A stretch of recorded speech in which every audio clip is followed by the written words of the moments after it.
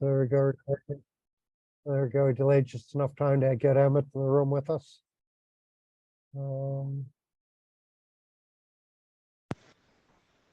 Screen share. So then, anyways, we get these lovely paintings, and one of the things about his work is it's kind of, in a sense, it's very pixelated. You can see he was mostly just using the very tip of his brush for everything. And that's really what made him famous, was these sort of little brush strokes he was using, these little dabs of paint. And that's what Pushya is actually. Pushya is just the tip of the crust. It's I think the nicest symbol for Pushya is the flower, right? You just get this sort of long flower on a stem, and up top you've got the flower, or you get the lilies, or you get the lotuses, these sorts of things. This Monet? Yeah. It's either Monet or Matisse, depends who you want to believe today. You missed my anyways, you missed that earlier part, but yeah. So it's him, and so you really sort of get a sense of this Pushya on that floweriness in a lot of his work, these little dabs of flowers here and there and dabs of color. It's very, very Pushya. And it's like, if we think of, well, there's maybe a bit of argument whether Jyeshta or Mula is the bottom-most part of anything. That's, anyways, the bottom of the barrel is those two nakshatras. And Pushya is really, it's the top of anything. It's the highest point of anything. And so, since it's very strongly related to culture, all the Cancer nakshatras are going to be strongly related with culture. And so there's this sort of high culture that's going on in Pushya. And so, of course, a lot of it has to do with that Saturn rulership. It's those sort of old families. It's that sort of old culture, that more traditional maintaining of the cultural boundaries as well. And so you'll see a lot of Pushya themes, like these people are sort of maintaining the caste boundaries and things like that as well. These are sort of the people who somehow they're stabilizing the culture, they're stabilizing the community to a certain degree. Now, there we go. Yeah, so it's a star of nourishment. They say it's the most auspicious. Anyways, it's one of the most nourishing nakshatras. Very auspicious. Jupiter is exalted here. Jupiter is interesting, his exaltation in here, and some of the other Cancer ones can be the same, but he's very culture orientated, and so Cancer is very culture. What Jupiter does is he sort of opens a culture, makes that culture more sort of open. Idea, the boundaries, they don't like to have firm, strong boundaries. Jupiter, especially in Pushya, is a little bit more open, progressive even, in their beliefs. You could say a little bit of cultural relativism can sort of come in when there's Jupiter, or even especially if you get to Rahu or some of these other planets aspecting, they just really start to open their boundaries quite a bit. Like that, where you get planets like Saturn and Pushya, and they're very closed, reserved, but they actually consider it a kind of a throne yoga when Saturn is in Pushya. I believe we'll get down there, but I believe the Queen has this, for example, the one that just died. I guess she's the late Queen now. She has this Saturn, because that Saturn will really tighten up those cultural boundaries. Of course, it rules Pushya, and so it does very strong, and it's not so much, you could say it's very regulating on the nourishment, in a sense, like who's going to get that nourishment in society. Now, the main deity, and well, Jupiter is exalted here, the main deity is Brihaspati. Brihaspati is just another name for Jupiter. It's the name of Jupiter as the guru. Brihaspati is the guru of the gods. So we're always, you'll hear me say this, Jupiter's the guru of the gods all the time, but actually it's his name, Brihaspati, who is that guru. And so he's the nourisher. You also get a sense of, again, when Jupiter's here, again, very, very strong. It's kind of a provider, right? That father figure who provides. And so a lot of times you'll see really powerful father figures. They might have a bunch of their own kids, but then they might have adopted and have some stepchildren as well. And by the time it's done, they've got like 12 sort of children. And so they really like to sort of provide for others.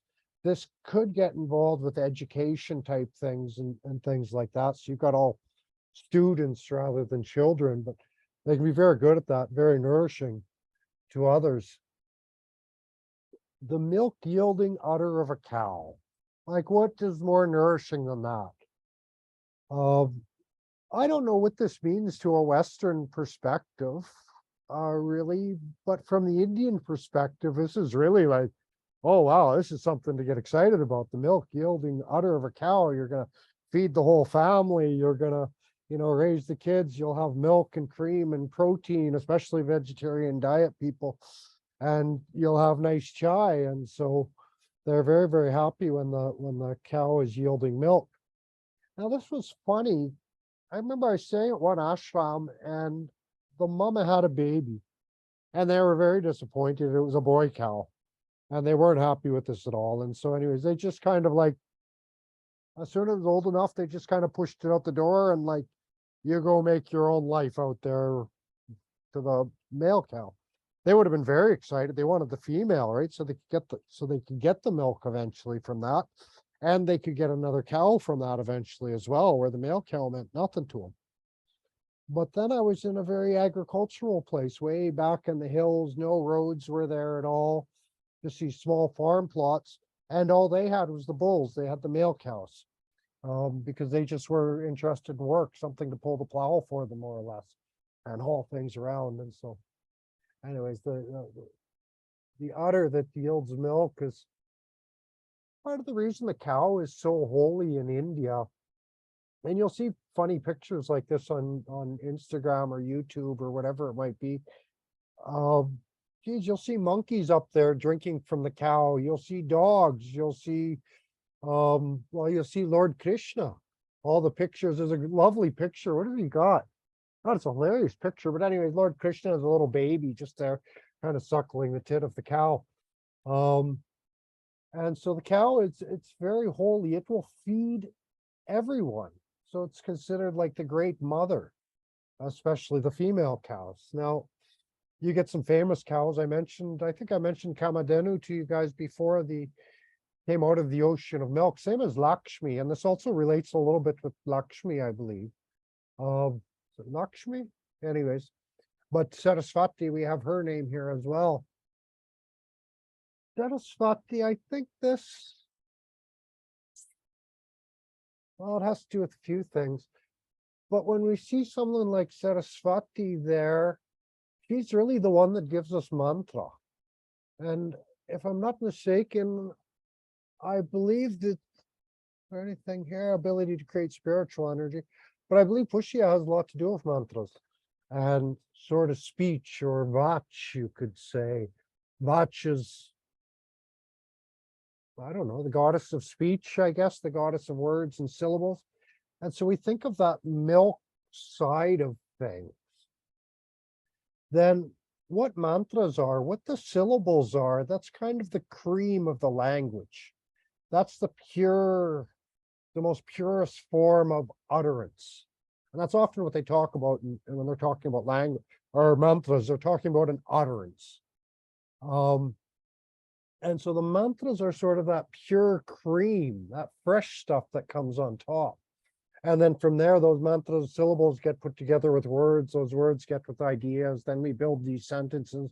And then we sort of have this, I don't know, almost like a material reality with our language, right? I have a sentence that functions. We can all see it and understand it. And sort of, usually we can agree what everything means for the most part. But the mantra is like this, it's like our most sort of subtle subconscious mind. It's a beautiful concept they talk with that. It's like Shabdarashi. Shabdarashi means the mass of sounds. And so that's kind of this sort of, well, it's kind of associated with the Devi Matrika, who is the goddess of the letters sort of thing, the garland of letters. So it gets associated with this, but these are sort of those really subtle layers of our mind, that sort of cream of our thoughts before it's kind of polluted with all the ideas and conditioning and everything else we put into it. And so it's sort of that layer that I guess through meditation where we're trying to realize God, right? Where we're trying to sort of connect with that most subtle layer. And it's funny, if you look at our brain, it looks like almost the cream on top in a sense as well.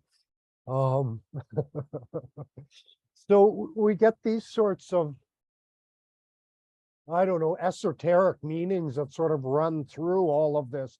Like when we're talking about milk and the different kinds of milk and the things, like they really start, he's like, milk is everything in India. Like it's really just to meditate on milk, on cream. What's really funny is mostly if I hear cream in India, it's someone trying to sell me the best kind of hash. Oh, it's the cream, it's the best, it's the, but they use that word a lot in India to tell you that this is the best, it's the cream. This is the finest of cream. So you get all of that. There's a common thing with Pushya. You can sometimes recognize Pushya. They often have some little bit disfigurement of the face, usually around the mouth. Maybe they speak a little bit weird or something like that. They got like a bit of an odd, even for their area, it's not like a normal accent, you could say. It's kind of an odd sort of thing going on with their mouth or their face like this. Now, one of the things that really kept coming up for me when I was really researching Pushya, and to be honest, it's been a while since I really dove into each of these nakshatras, but the thing that kept coming up that's not normal, you hear it's represented by a wheel, which you might associate with a chakra for a certain extent. But it's a circle, but what kept coming up was like balls and pucks. And these sorts of like, even had a lot of people with, well, we'll see down below, I believe. I can't see my whole page. On the arrowhead as well. I think the arrowhead just sort of relates to that flower. You've got that long stem with a kind of almost a roof, a shelter on top, which is another, well, anyways, we'll get to that because the Cancer placements, that's might be more in Punar Vasu, but all the Cancer placements often relate with the house, with the shelter, with the home, even like traditionally it was known as the carpenter, like Jesus was a carpenter. This is where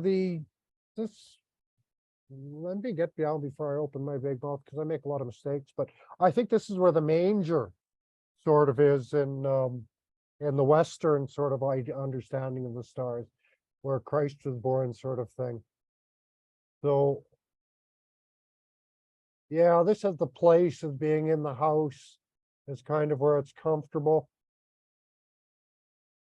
They say the male sheep is the sexual animal. Sometimes they say the goat, but I think when we look at the difference between sheep and goat sexuality, I don't know. I get a sense they're more like sheep, you could say, but maybe there's a dirty version of Pushyas that get a little goaty and smelly. And well, goats are kind of horny and just dirty sort of thing, right? Like Capricorns. Run everybody down all at once. Why not? So the sage here is Mirachi, that sort of ray of light. We've seen him with other ones dealing with a lot of ritual stuff and cleanliness and purity. And I think that's sort of some of that sort of caste purity that Pushyas are often looking for. They have worldly duties. They sort of have things to do. they might be connected to the land, or it might just be the community or the commune, I guess is what we find in Cancer, and just have responsibilities to that. And I think that relates with the Saturn. And so they stick with their responsibilities all that way.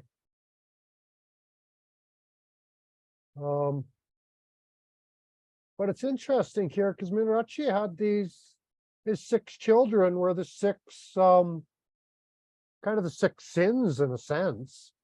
Who is it? It's the Natha Foundation.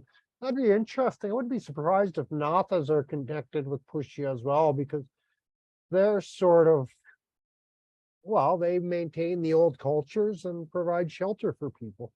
And so there's a lot of that, but you'll see if you go to one of their websites, you'll see this sort of double triangle star, but it actually there is representing these 6 sins, I guess: lust, anger, greed, illusion, madness, and envy. But in some way, as I wrote, in some ways, this represents all the crap, all the shit that sort of fertilizes the growth of Pushya. And so it's the mud from which the flower blossoms is a lot of these things. And so they generally say that about Pushya. Early life is very difficult. Later on, things become a little bit better, because I think they just, from what this says, they have to deal with all of that in their life. Whether it's, usually we have it inside of us, right? If we're running into a bunch of greedy people outside, maybe you have to look inside, maybe you have some that kind of stuff. Anyways, I'll just kind of skim past him. There's always more to read on this. He's a deva. They're motivated by their dharma, and the Kshatriya warrior caste as well. And so that does sort of like, this is kind of like the queen in a sense. And she has meaning and purpose to what she's doing. She's a Kshatriya, and so she's involved with sort of leadership and the politics, and a lot of that sort of like we think of politics as, okay, there's all the politicians, but can you imagine like going into an Indian home, and it's this big multi-family home, and maybe you're married to the headman of the home, and so you come in there as the wife of the headman, and now you've got to manage all of these servants and all these other sort of families that are beneath you a ways. Like, can you imagine the amount of politics that went into, right, and the little deals and the side deals, and oh my God, like, to be that sort of a, we think of queen, well, the queen of nations, but when you get those multi-family homes, there was a woman there who was the matriarch, and Pushya is a lot of that matriarchal energy. That's Cancer, that's the queen. She's in charge of the home, the culture, the foundation, the education. She's ruled by Saturn. She's got a lot of responsibilities. So, but she's motivated by dharma. She's trying to do what's sort of best and do what's right. She's deva, and so she holds herself to those sort of higher standards. But Kshatriya, so she'll kick your ass if she has to, no doubt about it. But she's fairly light and swift and kind of very multitasking. And I think with Pushya, a lot of it seems to be, will almost seem to be going on behind the scenes. Like, it might not be obvious how much she's doing on the surface sort of thing, because, well, all the Cancer nakshatras are a little bit, well, they're at home. Nobody's seeing what Mama's doing at home, right? And so that's kind of Pushya as well. Nobody sees all the work she's actually doing to sort of stabilize the home front. And I think the tamasic qualities come in because she's very much involved with maintaining the material existence of the home, the land, the home itself. She's very kind of focused on the things in a lot of ways.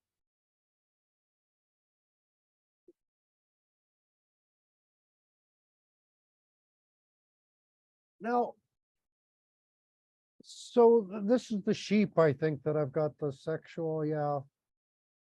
I think this is more sheep that I was writing about. But Pushya is not, it's the most auspicious nakshatra, but it's not good for marriage. They're often too independent. There's always going to be a lot of, usually there's infidelity in their marriages. There's a lot of jealousy in their marriages, a lot of this sort of thing. Now it's very famous for not being, and part of the reason they say, well, Sita and Ram were married when the moon was in Pushya. And so Sita and Ram, well, we sing nice songs about them and they're kind of this royal couple, but they had a terrible marriage. Like, depending whose version of the story you listen to, the Sita's wife got kidnapped or she ran away with her brother and tried to get away from Ram, and then she stayed away. And then in the end, he sort of like, the husband just kind of walked away from her because he was jealous. And then she threw herself on a funeral pyre and burned herself to prove that, well, she was so pure, she didn't burn. And so then Ram kind of took her back. And so, geez, that was a terrible marriage. She never really listened. She was too independent. There was problems from the start. Like, he told her they're traveling, I believe. And so they came to her, they knew people were after her and things are trouble. And he said, just stay here. And that was for her own safety. And she wandered away. She didn't listen to her husband and wandered away. And I think she chased after some jeweled deer or something like that. I always get these stories confused, but off she went. And so that wasn't very good for marriage, I think. Someone else, it'll come up down below. You can see with the sheep that there's a very strong maternal group, right? It's like all the women sort of like flock together. And I think that's sort of like, again, those traditional Indian homes, that's what you see. It's like all the women sort of hanging out together, blah, blah, blah, blah, blah, blah, blah, talking like, blah, blah, sitting there cooking. The children are running around like animals, like this. And so there is that strong sort of maternal, sisterly, and motherly. It's like all the mothers sort of all get together as well. Like that.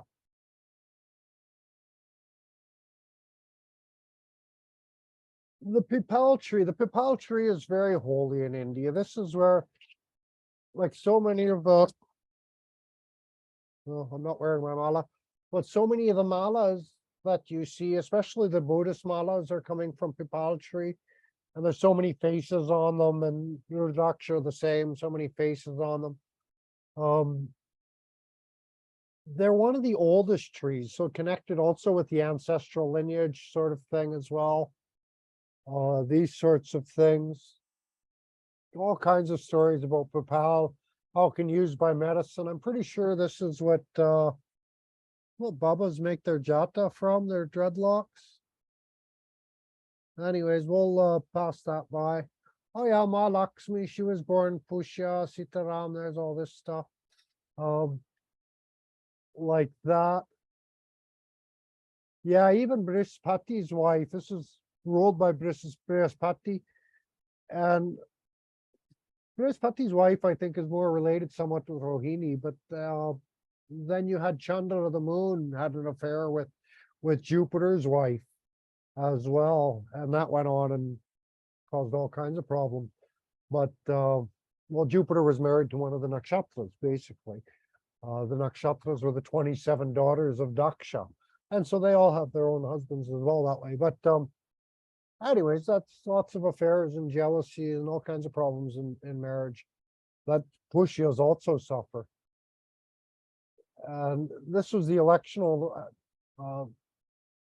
kind of information, is not to get married on here, but Pushya is also like, it's a light, sort of swift nakshatra.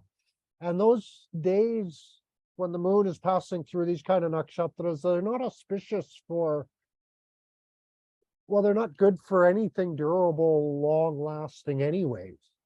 It's just good for light, swift, easy activities. They come and they go, a nice walk in the park. No, like, you take it easy on days when moon is transiting Pushya.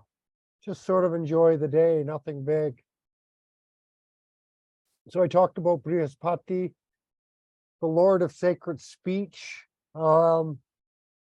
And Sarasvati, she lives on the tip of the tongue as well. That's how she gets sort of brought into this too. But so he's the Lord of Speech and the Master of Mantra and military science, law, judiciary, Jyotish, politics, all of this stuff. And so all of these kind of things become quite important to Pushya. Again, you can kind of read a lot of this stuff for yourself. I don't want to just read my notes to you here today. Vat, I'm looking for Vach, if I got any mention of him or her in here. But maybe I do. And so this is kind of the thing as well. Brihaspati relates a lot with Jupiter in the West. And that matriarchal energy of this relates with Hera, who's like the goddess of the women, goddess of the mothers. These kind of things. And so while you get Jupiter and Hera, their relationship was the same as, well, Brihaspati and Tara, his wife. There was a lot of jealousy, a lot of infidelity going on. Zeus is like infamous for his infidelities. And so we get a lot of that sort of stuff here. See how he had to seduce Hera, her hatred for Hercules, even a lot of the Trojan War stuff all comes into this nakshatra. There we go, infidelities and jealousies. Go down. Yeah, I love when I write about this. I'm like, oh, and it just occurred to me, Sarasvati rides on the swan. And blah, blah, blah, off I go. I don't know what I'm talking about. I just get an idea and I throw it in there. Let's figure it out and research it yourself kind of idea. But here's that flower blossom, that sort of uppermost part of anything.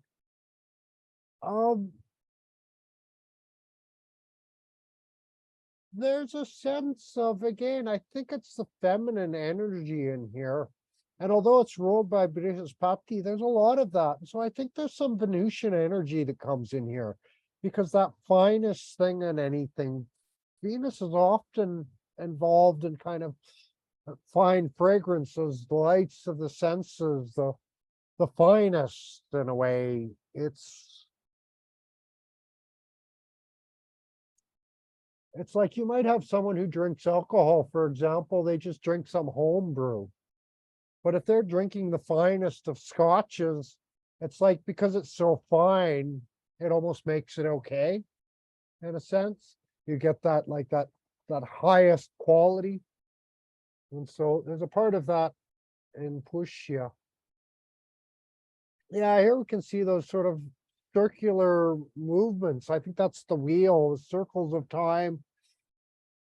Very involved. It's like,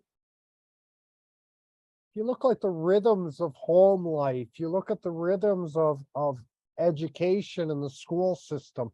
There's a steady rhythm every year. Kids are going to school at this time, they're having their holidays at this time, they're getting out of school at this time. And that's that sort of home cultural experience. It's very much connected to the land in a certain sense. You've got your planting season here, you've got your harvest season here, you've got you know, a lot of places the summers are too hot to sort of coop kids up indoors, and so you get these summers off, you take some time off in the winter when it's really cold. So these are those sort of like steady, even rhythms. One thing I've noticed, especially about any Saturn moon conjunct connections, and I have this a bit in my chart because I've got my Saturn is in Cancer. And so one of the things this does is I like things to be very, very predictable. And that's like the mother also, like she's got such a schedule. Like you see mama's schedule is like way in advance. She really likes to know what's coming up and what's going to happen when and how. And like, I really laugh at how different me and my mother are, for example, in traveling. My mother, like, she's got basically a 3-year schedule. She knows what year she's going to travel, when she's going, when she's coming back. Like, she's got everything. And I'm just like, I don't know where I'm going next week, hardly. And so these kinds of things. And so So it's really those sort of cycles of time. You really like to kind of connect with those things.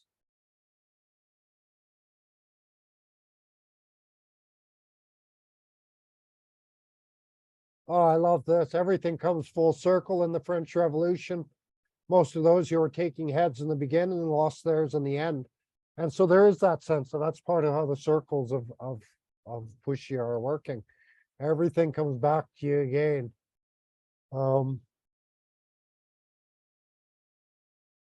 Yeah, a lot of things, a lot of different, I saw like tennis players and people shooting cannonballs and people kind of throwing balls, like celebration type things as well. These kinds of things. Here we get the health, the upper lip and the facial expressions that I was mentioning earlier. That's one of the ways we can sometimes tell Pushyas. Here I've got listed that there's might be some skin problems as well. I think any of the cancer placements are going to relate somewhat with the hormones and the hormone levels. And I would imagine Pushya would be very involved in sort of the regulation because it's ruled by Saturn in Cancer, so the regulation of the hormones. And so things like that might go out a bit. I've got growth hormone with a bunch of question marks. And I was thinking about Jupiter's exaltation here. And so I think these people can also be quite a little bit larger, a little bit bigger. And growth hormone really, like we think, oh, growth hormone, it regulates our growth, but it like almost regulates everything, actually. When you study the growth hormones, it's like, it's one of the main regulators of the whole hormone system. Just sort of triggers involved in almost every of the main, what did you say? All the main systems of the body in some way. And so there's something there that can be kind of looked at. I mentioned valves and sphincters and these things that are regulating the movement in the body. I think that also goes for, like, if we think of valves and sphincters of the body, we might think also of like in the waterways, right? These sort of channels of the waterways, and the regulation of the water and the systems of water. And so you might find people who are actually working in those kind of fields, really regulating water usage, or a lot of environmental fields will be here as well, just to sort of regulate and manage the land and that kind of thing. So I mentioned facial twitches. If we look into that, like basically I just looked up a bunch of different kinds of facial twitches, what causes this. And so again, more research needs here, but you've got these hemifacial spasms, Tourette's sometimes has that, Parkinson's disease, Lou Gehrig's disease, some hypothyroidism. And again, we've still some extra research needs to be done on the actual people that have these, but these are a lot of those things that can kind of cause tingling of the lips and kind of affect the muscles and nerves of the face. Simple things like potassium deficiency, Bell's palsy. And so then these are some of the areas of the brain also that are involved with that part of the face, involved with speech as well. And so you get a lot of that. Oh, yes, good. It is the one, the two donkeys in the manger, the birth of Christ. So a lot of that is Pushya. The beehive is also kind of here.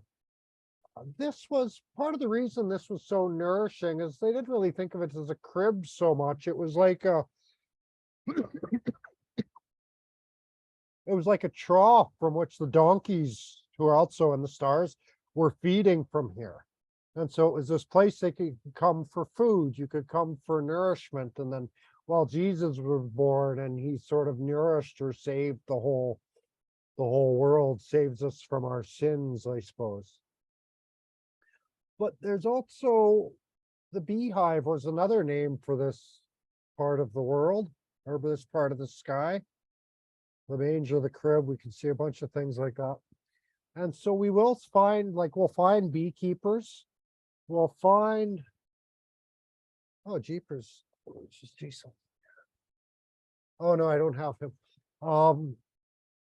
but we'll find, and I think it's something like Muhammad Ali might have this, the sort of like, what did he say? Dance like a butterfly, sting like a bee.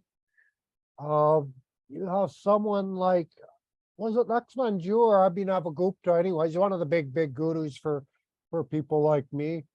Sort of said you come by wisdom like a bee and taking nectar from so many flowers, and you bring that back sort of home and you make this precious honey out of it. You make this really refined substance. And honey is one of the most refined sugars. Maybe I'm biased, I don't know, but I think maple sugar, maple syrup is the only sugar that's kind of more refined. Even Sanjay, my teacher, I brought him some maple syrup one time. And I'd recommend that. Bring a couple bottles of maple syrup for the Canadians anyways, to Indians. Because they consider it like the ghee of the sugars. It's the most refined, the most pure of all the sugars. So, but honey is more common in the world, and so it's also considered highly. So there'll be more of that. I'll just kind of, you guys can read all that sort of stuff easy on your own. We see that protecting, nurturing. I think I covered all of that. Oh, the roads and pathways as well, like the waterways. And I do remember now, yeah, I did see some, and you don't get a lot of charts like this, and this is the difficult part to a certain degree, but like road builders and people like that, people that are sort of patrolling the paths, patrolling the land. You'll get police officers as well that have Pushya sort of placements. Usually maybe it's Mars or something like that in Pushya. But it's those roads and roadways. And so you'll get road builders, just like you get a lot of home builders in Cancer as well. Those kind of people. And I find, like, geez, I don't know how many, I must have at least 2,000 or 3,000 charts, maybe more, in my Parashara. And then, like, I've only had Parashara for a few years. I was doing charts for years and years after. God knows how many charts I've looked at. But it's funny, there's a lot of collection bias in astrologers. Like, it's like I have very few construction workers. They're just not interested in astrology. And so we're not going to get many of those charts. And so you might, like, if you have one, you might think, oh, they do roads, but I only have one out of these 40 people that are doing it. But that's sort of the bias of astrology. We sort of get, even ourselves as a certain personality going out and collecting charts, we're going to get a certain kind of clientele and meet a certain kind of people that's just going to, well, it's going to bias what we believe these nakshatras and placements have, because we're going to see sort of a subset of people that are having these, and we're going to miss out on other subsets, you could say, other people, like just whole categories of people that aren't coming to astrology. There was a note I read somewhere when I was studying Pushya, is that Pushya and Migrashirsha don't get along. And again, this was the classics sort of mentioned this, and I thought about this for a while, and it's a little bit true in my own case as well. I'm Migrashirsha moon, but I was wondering, like, why like this? Always I'm wondering, why like this? Why like this? And while Pushya is it's very bound. It's like a sheep. It's very domesticated. It's very rule orientated because of Saturn. And so Migrashirsha is very free. It's like a deer in the forest. It's it's tame, it's quiet, it doesn't want to gentle, but it's still always free. And I think a lot of, like, even Swati is also a very free and open nakshatra. And so I think it's where you see some of the friction between different nakshatra types. Andrian, you have something? Yeah, so I'm almost 100% sure I have Pushya moon and Migrashirsha sun. And I was just like thinking it's interesting, right? I don't know because like you have the moon. I don't know. And in that case, could it be like kind of balancing? You know that Well, those. no, what that would do, that would probably open you up to this internal contradiction where one side of yourself doesn't like the other side of yourself. And I get this a little bit in my chart. I've got my moon in 8th house in Mrigashirsha, Gemini, and my ascendant, my sun are in Jyeshtha on the ascendant. So there's a 6-8 angle between them. And so it's like, in a way, it's like I don't like people who are just like me, in a sense. And so I can see that internal contradiction even in myself. And it really holds me back a lot in life because these two sides just don't get along with each other. You're expressing one side of yourself maybe a bit more, and the other side is kind of like, oh God, what am I doing? And then you express that other side a little bit more, and that other side is going, oh God, what am I doing? And so it's hard. It's these kind of, yeah, we get these energies inside ourselves and they really get into a big battle, you could say. Could it also signify like because the sun and moon is like the father and the mother, and like for example, my parents didn't get along like at all, like they're always fighting, you know. So That's maybe it could, exactly, it would yeah. exactly signify that. And then I assume there's like, what would it be? Like one is in Gemini and one is in Cancer? Okay, could have been Taurus and Cancer. So there's also that 212 relationship between the sun and the moon. And so that also sets them up for a natural sort of imbalance as well. And so the angle between the sun and moon really does show us the relationship between our mother and father, but also shows us the relationship of those two energies inside of ourselves. And so, well, it's very auspicious to have them in angles from each other, for example. Then they're really, really working together in a very nice way. But if they're in 6, 8, 12 from each other, it's like, forget it, Mama and Papa, they're not getting along. And then we also get that struggle inside ourselves.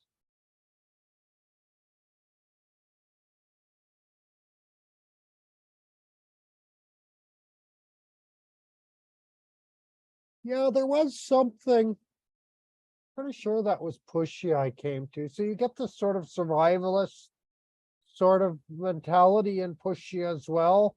Conformity, they want everybody to conform in a sense. They'll really push the sort of safety things there. I had one client, I would saw her chart, I think before. She works on boats.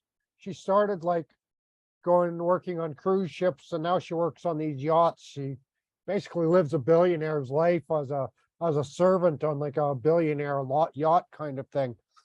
And she's got, I'm pretty sure her Saturn's in Pushya, but she's so responsible for the boundaries on that boat. She lives about her whole life. She's out in the ocean in the middle somewhere on just a small bound area, but safety is really important there. Those boundaries are really, really important. And a lot of times she's also kind of like looking after children on there as well. Like that's part of what she might be hired for, is to watch over the kids. And so those boundaries and that safety and those kind of things become very, very important for Pushya, especially something like Saturn there. Like it's like really hard, like really harsh consequences for going outside of those boundaries, right? Like you're gone. Right? So there's quite harsh consequences. So you get some of this kind of stuff coming out in Pushya. So this, anyways, we'll come down here. We got here Meryl Streep. Oh, chart a little smaller.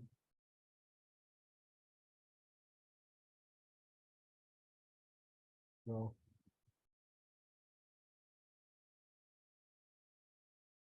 So yeah, she's Pushya Ascendant. I don't know. She's pretty uppity, I guess. She's fairly conservative. Oh, I had this in here. Commentary on Ma yoga, and that's actually it's a yoga studio. On down says she looks like a sheep. And she does actually. She kind of has a bit of a sheepish look. So so my yoga, it also, I believe, had the Pushya Ascendant. And so a lot of times you do a ritual, a Vedic ritual to kind of start something new. And this was an old building. You can't have a fire pit in the middle of the building. And downtown, you can't just do a fire pit out front either. So they used water instead of fire. And the prasad that the sort of like, they call it giri. What is it? It's like ghee and black sesame and rice, and depending on the god, but you would put that in the fire, you'd say a mantra and go swaha, and put this sort of ghee into the fire. And so instead of that, they used flowers. They had these big bowls of flower petals, and they were putting the flower petals in. It was quite lovely. It was really amazing. But again, that's not matriarchy. And then it's Ma yoga. God, I did a chart when they did their grand opening, and it was like, this place is so Ma. It was just all over the place. And it's also kind of a trendsetter in regards to culture. It's sort of, when I was helping them build the studio, I said, like, what am I doing here? Is this like a community yoga, or what are you doing? Hot yoga or what? I didn't know anything. And she said, well, it's going to be the most expensive yoga studio in town. So it's going to be the top of the top. It's going for that sort of upper crust of people.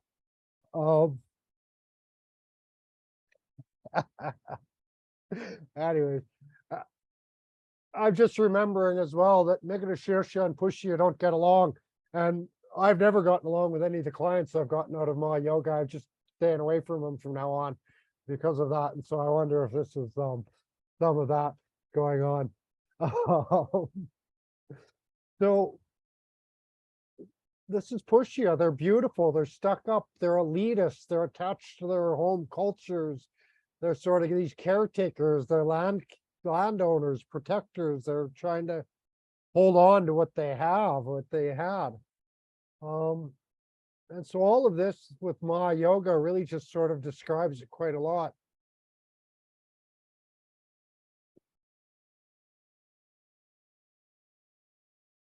Yeah, this fourth pada of Pushya.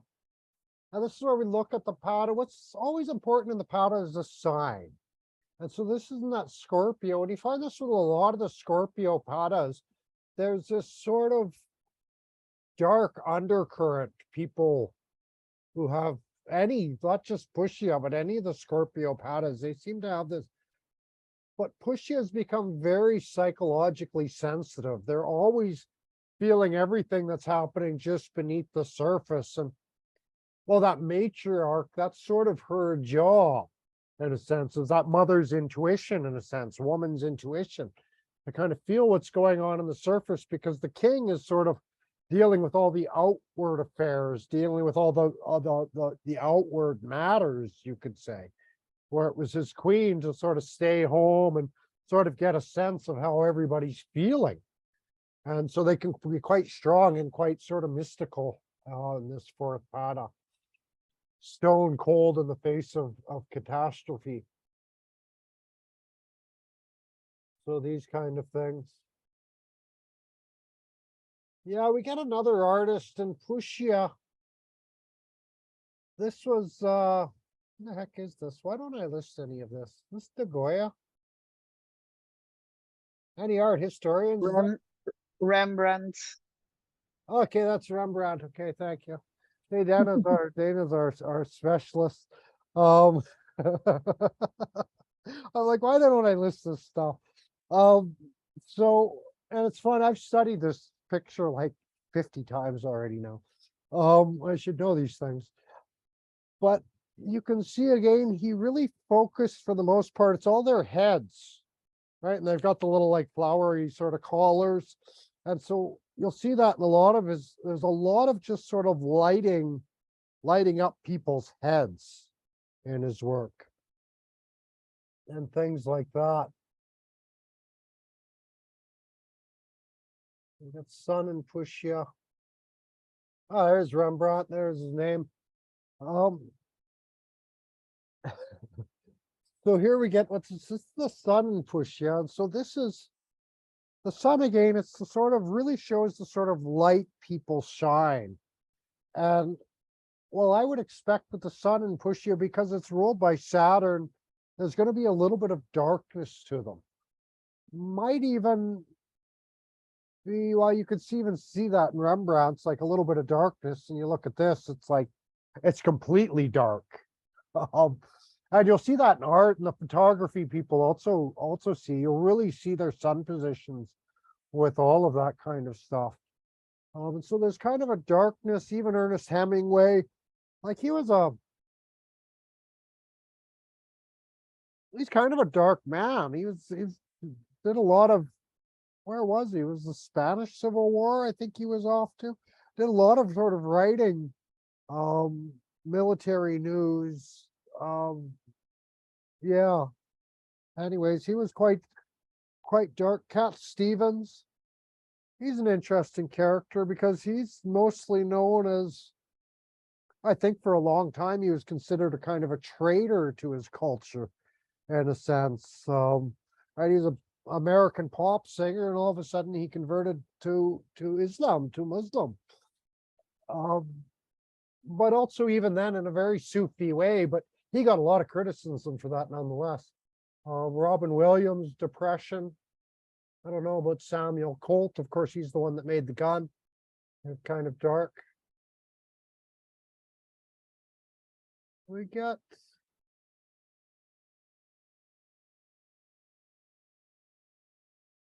if I think Tenzin, he was born into a head family, almost in Tibet, sort of this very tribal Buddhist culture, you could say. Natalie Wood, she was killed in Hollywood. Ivanka Allison.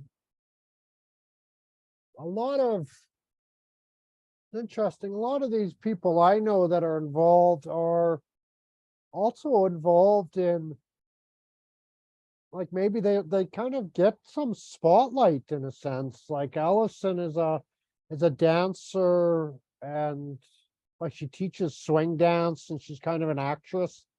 Ivanka, she's also, well, she was born into a head family and doing everything she could to get away from it in a sense, but quite trapped in that sort of upper life. I know her from Varanasi. And Lena as well, she's also from a head family, but kind of fallen, I guess, on harder times. She's from Ukraine as well, and I don't know if her home has been hit, but she was outside when the war started and did everything she could to stay out of Ukraine.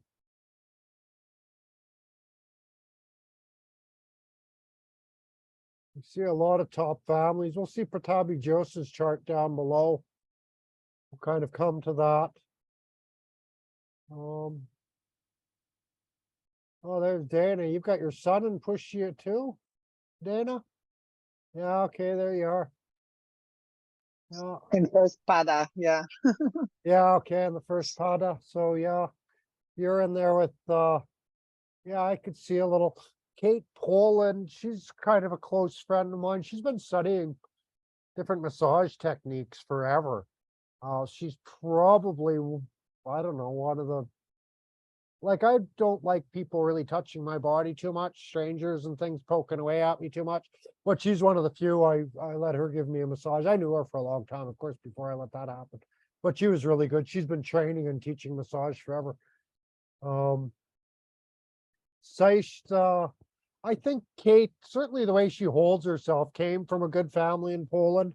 Saishta K, he's from a Muslim family, also in India, but also from like a top, like you could tell just the way they hold themselves. These people are almost kind of royalty. And you do have a king and a pope, and people do hold themselves. And Dana holds herself also with a lot of respect. And you can see she's got, the thing with Push is they've got boundaries, man. Right. And I said, I don't like people poking. And she was like, really nodding her head to that. And so it's like, Yes, I don't like people touching me either. And my father's family from Saudi Arabia is quite important family there, but yeah, I left. yeah. So like this, yeah.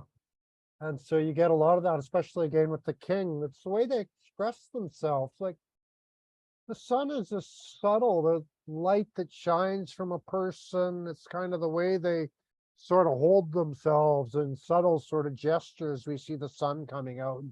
And so Pushyas hold themselves with a sort of a lot of respect and hold them usually quite straight in their posture and things like this. So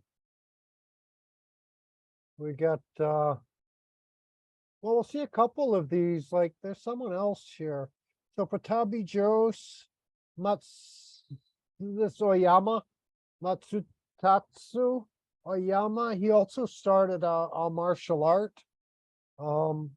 Similar, you could say Patabi Jos has a story about Ashtanga, his yoga, and it was the king of Bhutan. And he wanted to train his soldiers. And he was looked at India and he saw this yoga starting to happen. He thought, okay. And so he went to Patabi Jos and he said, I want you to teach my soldiers yoga because they're just sitting around and they're lazy. They're not doing anything. And so we need my soldiers to do something.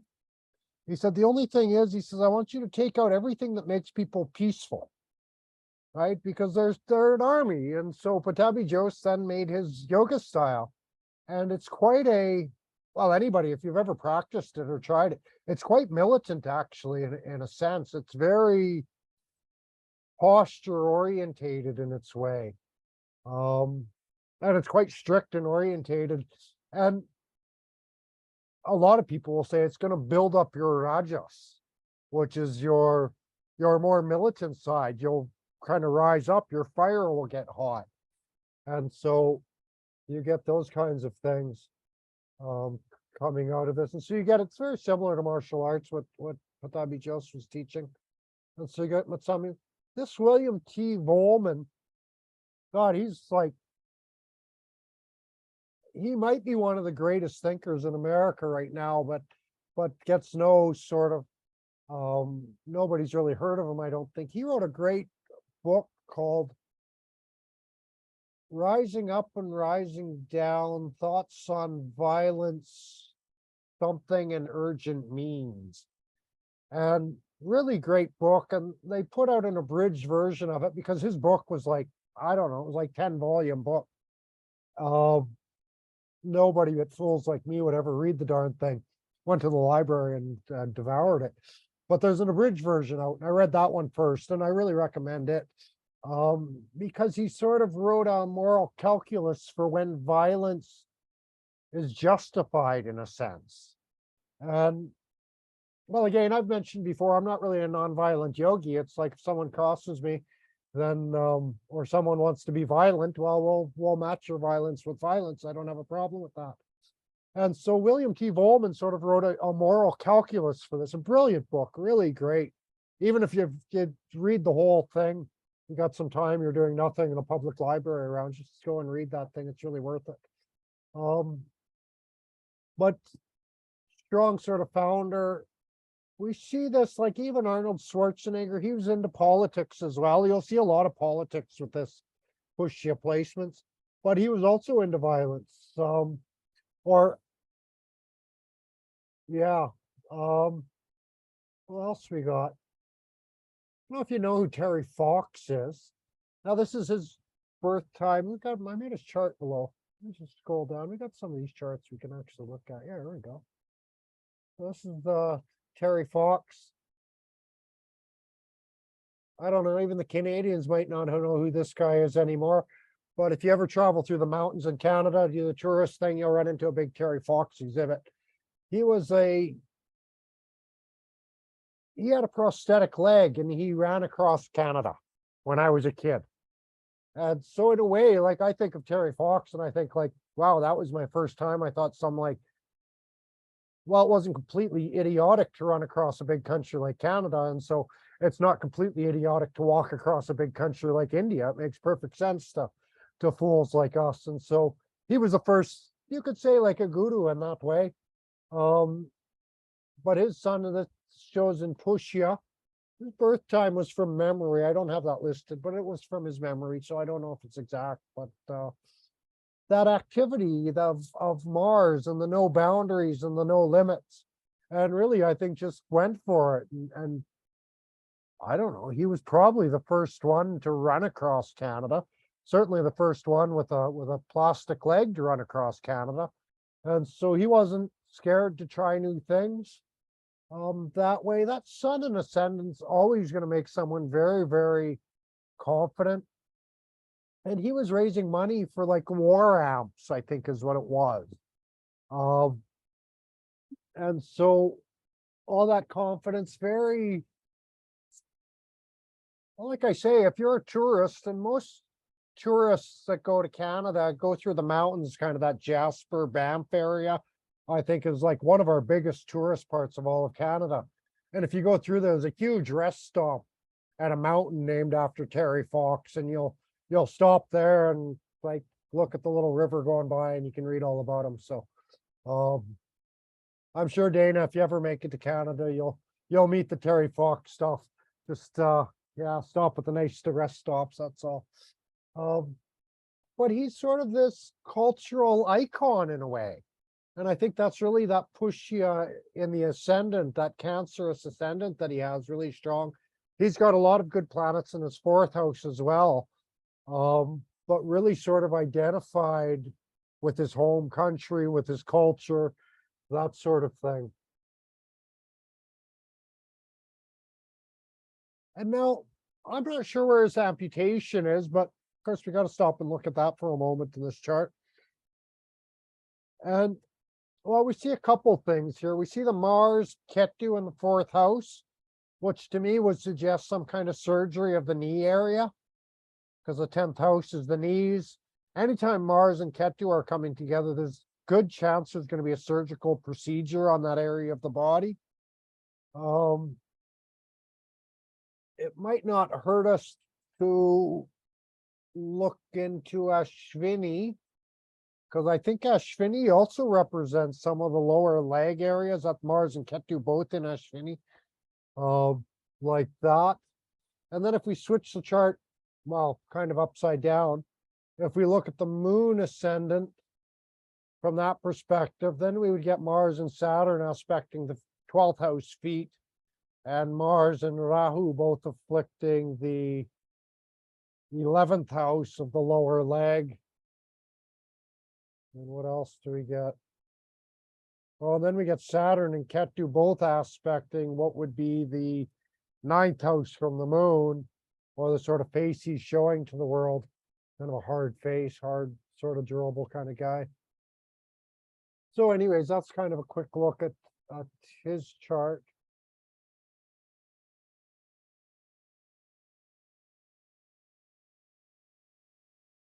Let's see, the king had that. Here we go. Here we get Woody Harrelson's chart. And again, I think this is from memory, but this sort of seems to match the Mercury and the Ascendant. Woody Harrelson, no matter how old he is, he's always a little bit sort of this immature guy, right? Sort of playful, fun, very good with language and things like that. Very bright, confident sort of face he shows to the world with the sun in Pushya in the second house. The sun is also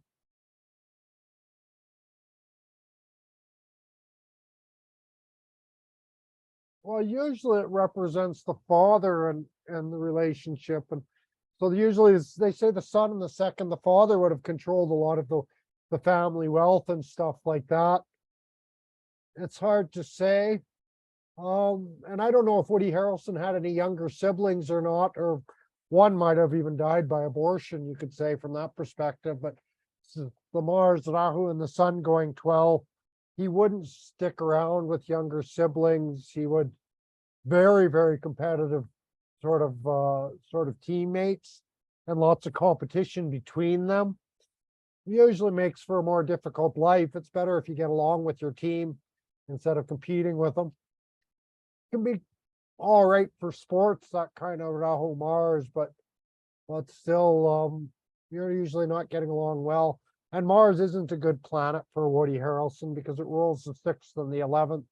So really driving desires, and Mars, Rahu in the 3rd, really, he would do anything to get what he wants. Really sort of brutal, sort of a guy that way. And really, well, he would be very sort of desire driven in his life.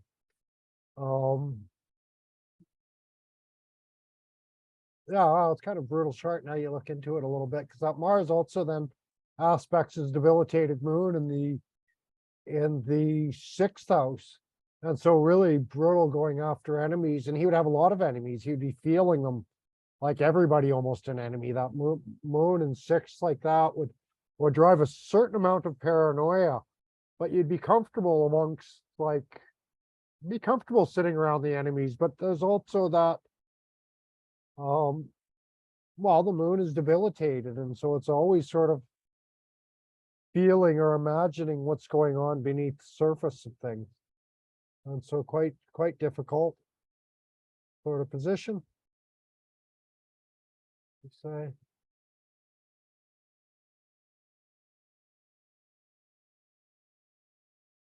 Yeah, nice in regards. We talked about the angles, sun and moon angles. And so I don't know, I would imagine by this angle, his mother would have had some debility, but then that moon also rules where the sun is in. And so both parents might have had some debility that actually made them work quite well together in some form or other. It's like two sort of Bonnie and Clyde, two bad characters that kind of worked not bad. In a certain degree. Although that moon is always his emotional, and he would have emotional problems and things like this, and difficulties with his mother and his parents, and a lot of those problems would come through by that moon.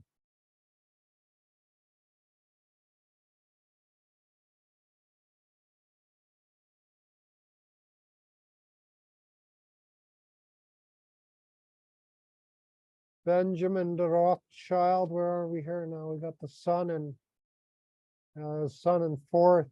He's got Venus also in 4th.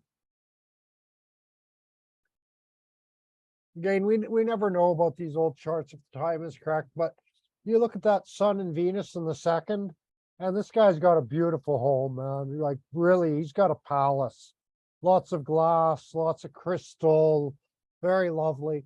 Saturn's aspecting it, so a big stone mansion. Sun is there, 5th Lord's sun is there, and so quite powerful that way. Very like original, unique home. Stands out above all the others, I'm sure, in a big way. Nice, beautiful cars as well. And so he's doing quite good. You expect that from a Rothschild, I suppose. He's got that Jupiter up in the 12th house in its own sign, and Mars is aspecting. This guy can afford, he just spends money. He's very charitable as well, probably very philanthropic, but the money's lots is going out, lots of very high expenditure. Mars aspect once in a while, the expenditure really gets increased. But that Mars isn't very good, very sort of, well, his ascendant lord is in the 6th house, and Mars is like super critical, and Mars and Virgo people generally, like, God, I don't know if anybody can get along with a Mars and Virgo person, because they're very, very hyper critical in a sense. They're driven to try to fix things all the time. And that means they want to fix their partners, they want to fix their friends, they want to, correct your speech, they want to correct everything in a sense.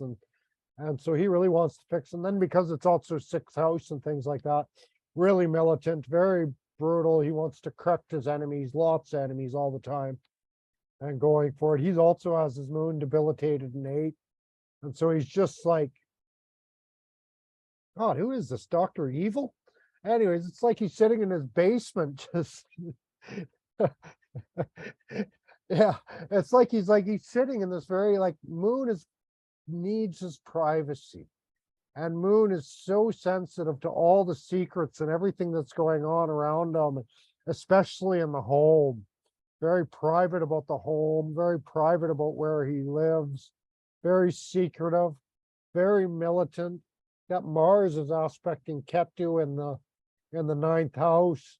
His father was a bastard, and he just like said, forget about you. I'm done with you at some point because Ketu's also there. And Jupiter's going up in the 12th, so maybe the father wasn't around much anyways. But that Mars aspecting Ketu, and then Saturn's right beside it. Debilitated moon, right? Oh, God, yeah. Rough life. I don't know if I could say anything nice, but he's got this sort of like this Venus sun is beautifully placed. His Saturn is, that's Danishta, the wealthiest. And that's really where you see this old wealth is when Saturn is there. And so that is his reputation as well. You're a Rothschild, you're from this wealthy family, known for that. And so he sort of, maybe his job or his career, he might be also like working the markets to maintain his wealth, and could be involved in some sort of like, what would you say, investment and analysis sort of thing, and sort of how to preserve wealth and how to store it sort of properly. And a lot of that, because second lord coming into fourth, a lot of that would be, I want to say real estate, but he might even own some like entertainment type venues or something like that. Like theaters even sort of thing, or yeah. So where's his sun? Yeah. And so this kind of thing, like when sun is in fourth house, generally, it's like the father becomes the boss of the home when you're young. And it's usually not a very comfortable place. Like you need that flexibility of the moon in fourth house of mother, whereas the father becomes, home life becomes very harsh, very, it's like the boss is always, it's like the boss is in your home, in a sense. The authority is right there where you're trying to let go and relax at home, and there's the boss sort of commanding things, right? And sun can be cruel, and while you don't need that cruelty in the home, you just want to trying to let go, relax, enjoy. And so sun there is usually quite difficult.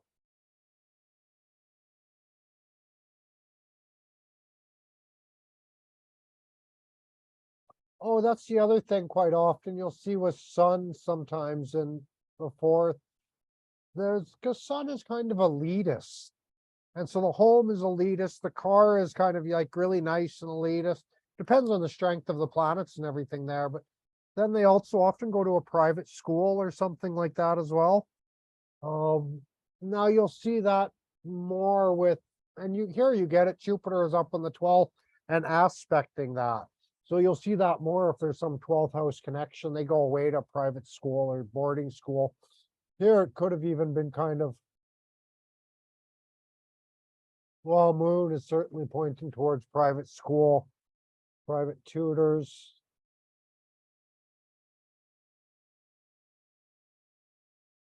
Yeah, anyways, private school for sure. Here we get Patabi Joseph's chart. And it's really funny with a lot of these yoga masters and yoga gurus, we don't have a correct time of birth for them. We don't have a AA rated from birth record birth chart for any of these people. And so I'm pretty sure I came up with this somehow for Patabi Jose, put that Jupiter in the ascendant, makes him sort of the big guru figure. A lot of the problems he had with his back and his spine, pretty sure that was Patabi Jose. You can sort of see in his fourth and fifth houses, Sun and Saturn sort of rule over the bones. And so when you see them sort of debilitated or afflicted in sort of the third, fourth, or fifth houses, often give some kind of scoliosis or problems in the spine somehow. And I think that's might have been, was it Patabi Jose? Anyways, that was a lot of those yoga gurus. They got into yoga so intensely because they had a lot of physical pain and suffering. Same reason I got into yoga as intensely as I did. I had chronic pain in my back and slipped discs and sciatica running down my leg, and life was hell. I had to do something and take it seriously. And so you get that to some of these other big gurus.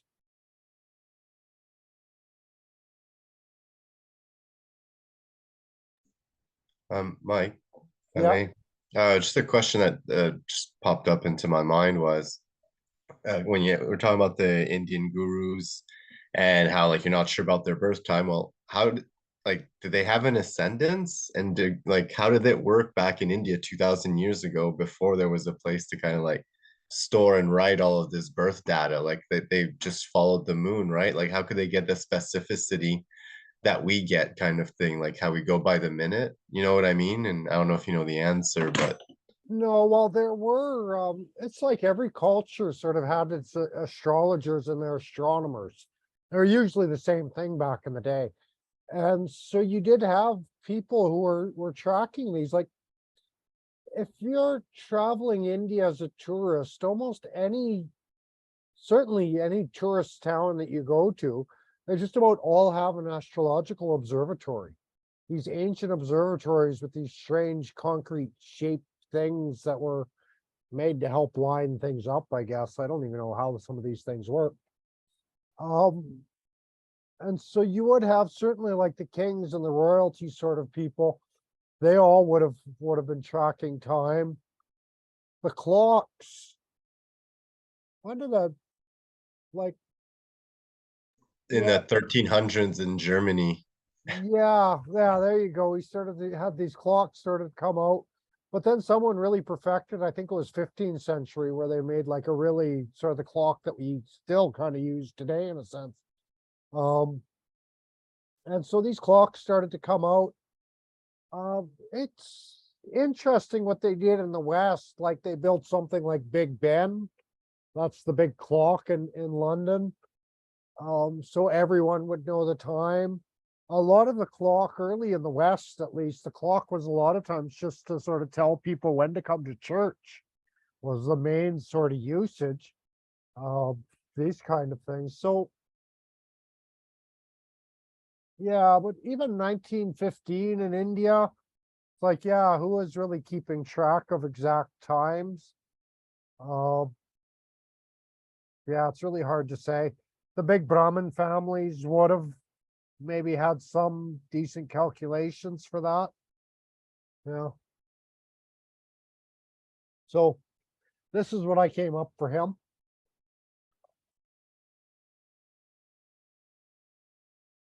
And so here we get his son is in the fourth, and so he doesn't mind sort of taking the stage. Sun and Ketu is an interesting combination. Well, he was born on a oh wow, he's born in an eclipse.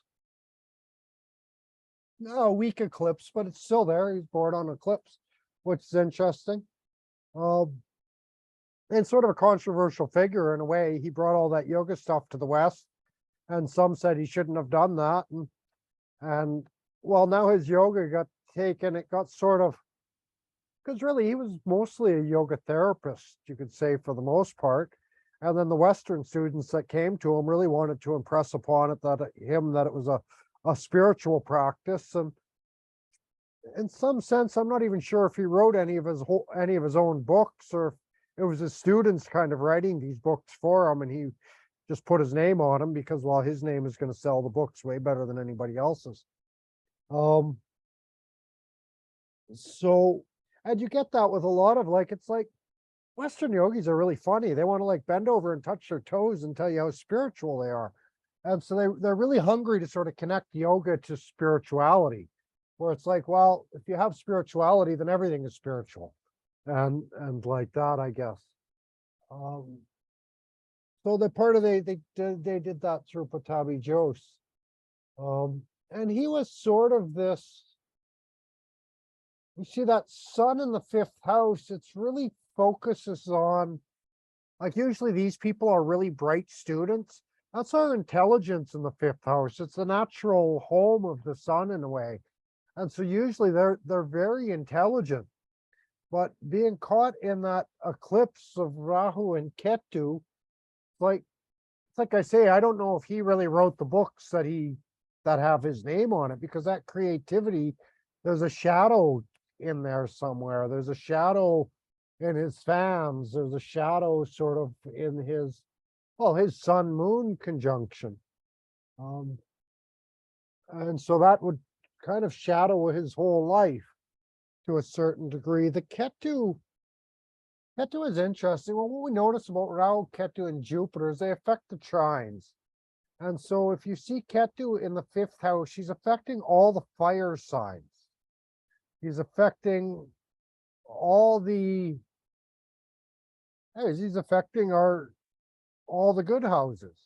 And so the personality, the sense of individuality, the sense of who he is would have been very weak. Well, the Jupiter and Ascendant would strengthen that, but the sort of, he's not concerned about what he's making or what he's doing in a sense. He's not too concerned about philosophy and these sort of higher thinkings. The Rahu sort of affects the 11th, 3rd, and 7th, which is our social trine, I call it, really hungry to connect with people. And well, that works out pretty good for someone who's going to be a big guru, because they connect with the masses. They're hungry to make all of those sort of connections. And they're sort of going to follow the masses, or they're going to follow their partners more than themselves. They don't really care about their own personal identity. It's like, well, who do you want me to be? When Ketu is affecting the Ascendant. And so who do they want to be? They want this Rahu. They want money. They want connections. They want friends. And so, again, I'm not sure if this is his chart or not. I don't know much about him, but he was kind of the lion, and he wasn't considered the nicest of people in a lot of ways, but still a big guru. I don't think he ever had any big, he didn't really have any big sex scandals or like that, did he? He didn't become a fallen guru, did he? Nobody's answer. Everybody knows that there's a scandal, so I would expect someone would have spoke up if there was one. Certainly was with Kevin Spacey, but you can say I'm really not sure about his time with all those question marks. It's interesting. Tom Robbins, Jerry Garcia, kind of, they're almost counterculture kind of figures in a sense. Tom Robbins is a great author also. I don't know much about Jerry Garcia, but he was, puts me in mind of someone like Frank Zappa. Got more charts down here, yeah.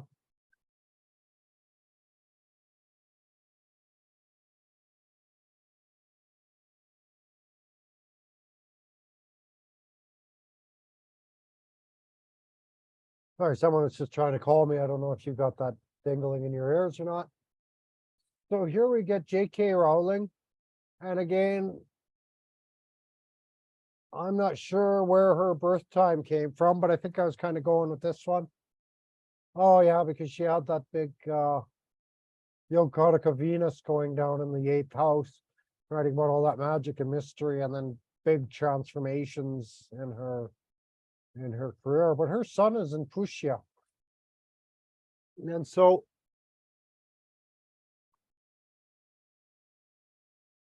this is usually a bit easier for women than it is in men to have sun in the 7th house, because it gives a very entitled partner, and the partner always feels like they need to lead. And so it's a little bit easier for a woman to let her, right, entitled son, powerful, authoritative husband leader than it is for a man to let his powerful and authoritative wife lead him.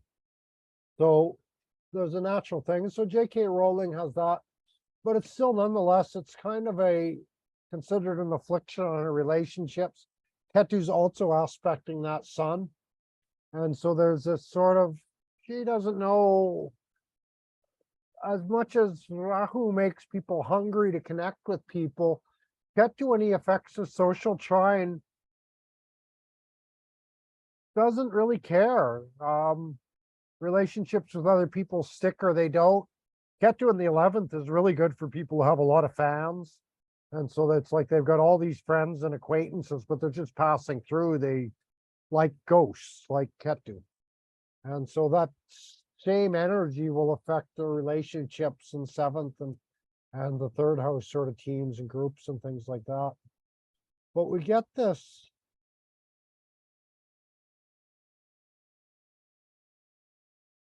What do I have written? Yeah, so it's sort of the whole life ends up having to revolve around the partners. Hidden intentions, hidden agendas might come into this because the six ruler, there could be infidelities also in the relationships, because Pushya is very much involved with that. Typically spells trouble. I think that was a play on words because she's always about magic. Show business couples. Yeah, so it's gonna be that sort of relationship that's sort of on the surface just for the spotlight to shine on them.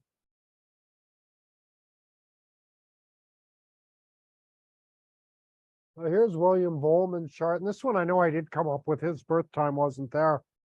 He was sort of a investigative journalist sort of character, traveled sort of all over the world, a lot of war zones, a lot of military zones. I think he has a lot of this like Saturn, Ketu, Rahu.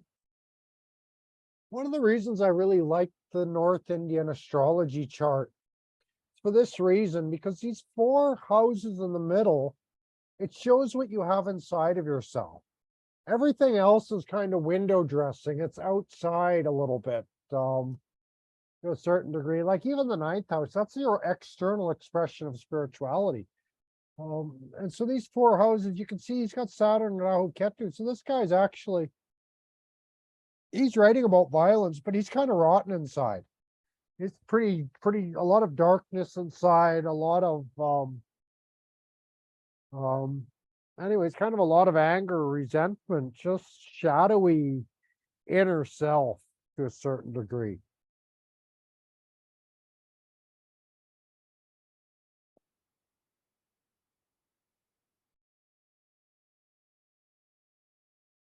Where's his son? A lot of what he was highlighting in his book, again, it was this book on violence. Heck, was it violence something in urgent means? Forever since I read it. But that 8th house, that's all this sort of urgent means sort of thing. And well, he wrote this sort of moral calculus. And so he was lighting up this sort of 8th house, death and emergency, and what do you do? And Mercury is there. And so he's fully analyzing all of that, you could say.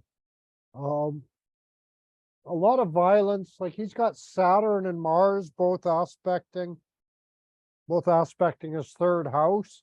And so this usually gives someone who has a bit of a violent mentality somehow, dark mentality, they'll really push the envelope somehow. Even Woody Harrelson with his Mars, Rahu in the 3rd house like that. Again, if it's Woody's chart, a lot of violence inside him, like he'll not afraid to use violence or any sort of means to get what they want.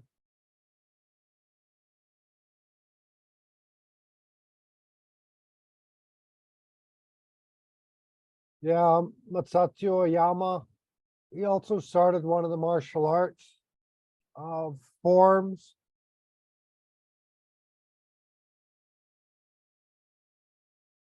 Well, there's another thing about this particular sun. That's interesting. That's a 9th.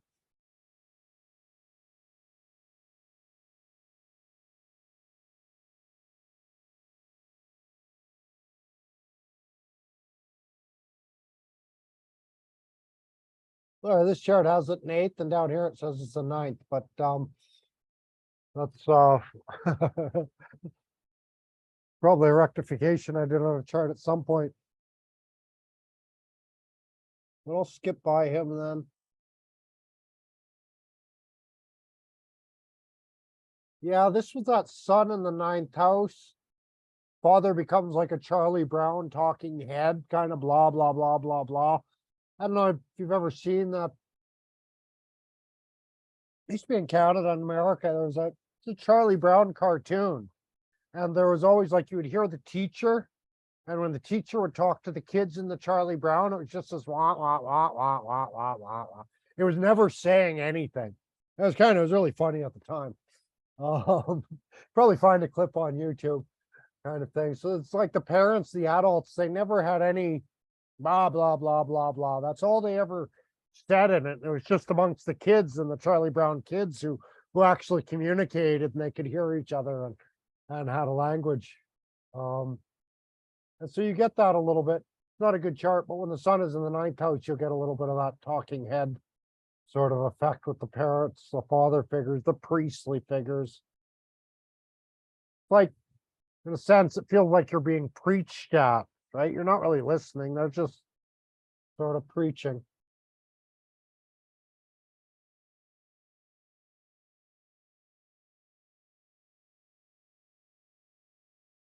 Here we get Carl Jung's chart. Okay, and this is my own rectification, and it doesn't match at all with born when the rays of the setting sun entered the room, but Carl Jung was kind of a mystic and a poet, and so I think there was some of that came into I was born when the rays of the sun were, so he was born anytime, who knows when he was born. Someone opened the curtains and the sun came in.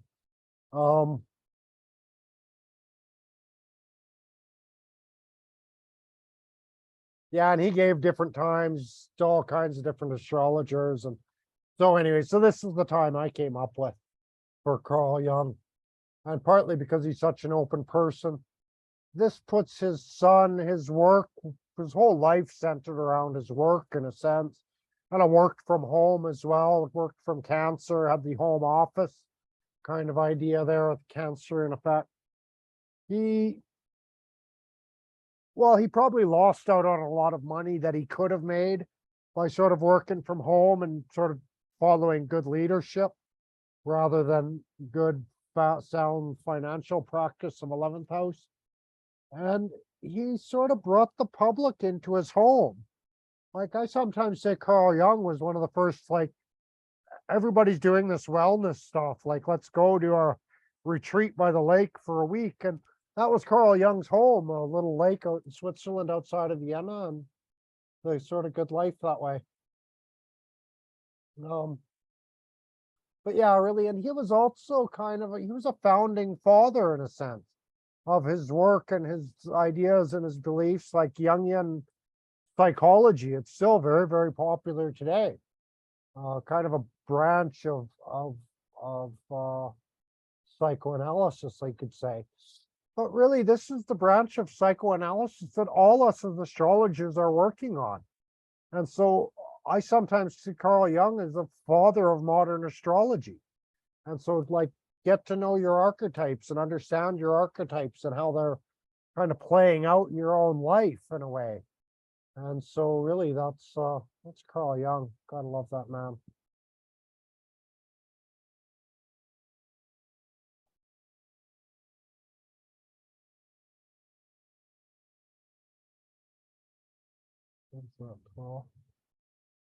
Yeah, so here's my sort of writing on this like sun in the 12th house. These dreamers, they always want to get away from everything.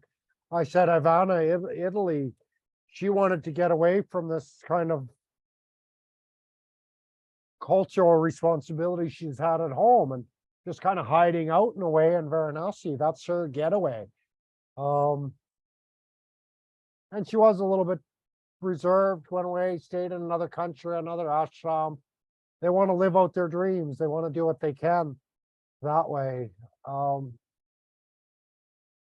Yeah, so that's, you get that.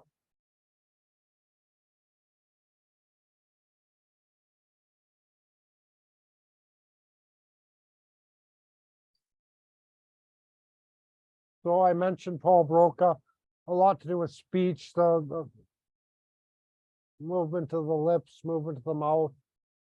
So he had this. Very mystical writing. I don't know if you guys have read any Norman Mailer. He's got some beautiful books. I think this was from Mystic Evening or something like that. It's a story about ancient Egypt. And so he wrote it as if it was sort of the Egyptian, maybe it was the queen, the dead queen writing the story or narrating. And so very sort of mystical, very quite beautiful. A lot of his writing was quite good, Norman Mailer. So I did a lot of the Pada stuff with the moon here. India's Pushya, very old culture, really focused on preserving those ancient cultures. Peter the Great of Russia really kind of brought Russia up into the modern. Herbert Hoover, Secret Service. Yeah, you could say he was the start of what they would call, what do they call it? Dark state, the deep state, something like that. That all probably started with Herbert Hoover, the CIA, sort of stuff. You get very, like Norman Mailer, a lot of his novels were these sort of, what do you call them? Creative nonfiction. So they're these true stories, but he just added a bit of creative touch to them and things like that. And so really preserved a lot of old stories and cultures and things like that. Half of these people, I don't know who they are. Barry White, Jimi Hendrix, kind of funny to see them on the same list. But they were also very strong sort of cultural icons in a sense. Jesse James also was. Sonam Tantra. She's she's actually comes from Nepalese sort of royalty, and has a little tantra retreat in Goa now. And she still teaches in Nepal as well. She was probably one of the first sort of Nepali people to have a big yoga studio and all that kind of stuff in Nepal. She's done very well that way. Really holds herself like royal. You know you're in the presence of a queen when you're at Sonam. Quite beautiful.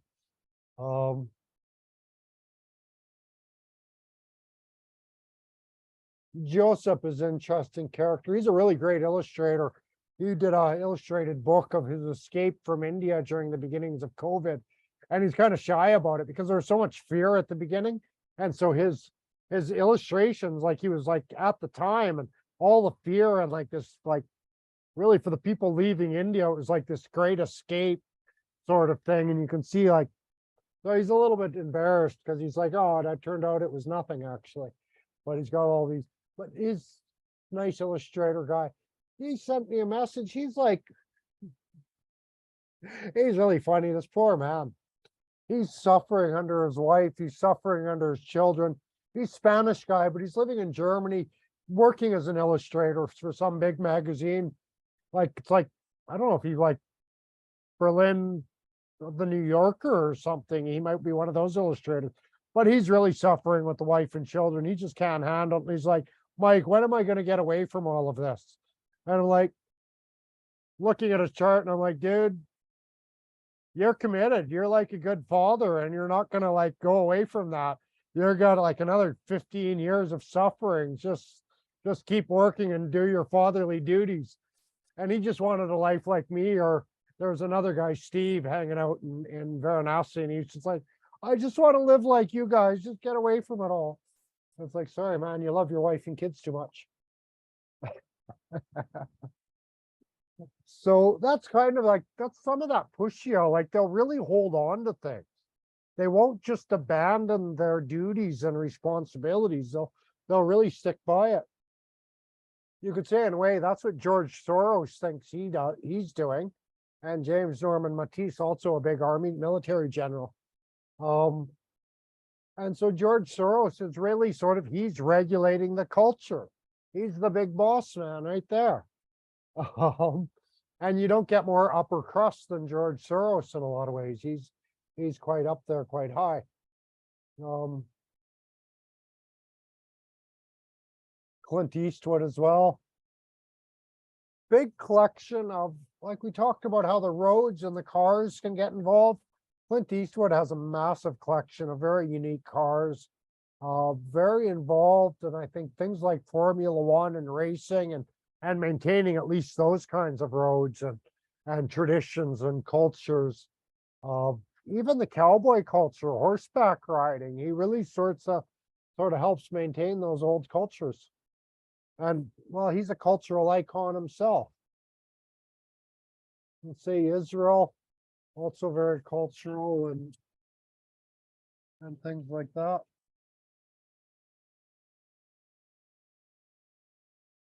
Got a few military leaders, Ulysses Grant, also hardcore on the military, cultural icon. can't remember what side of the war he was on, but he was brutal, war of attrition kind of thing.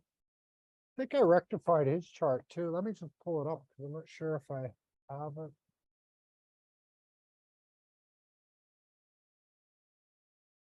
Let me just pull up Ulysses' chart because it's kind of interesting.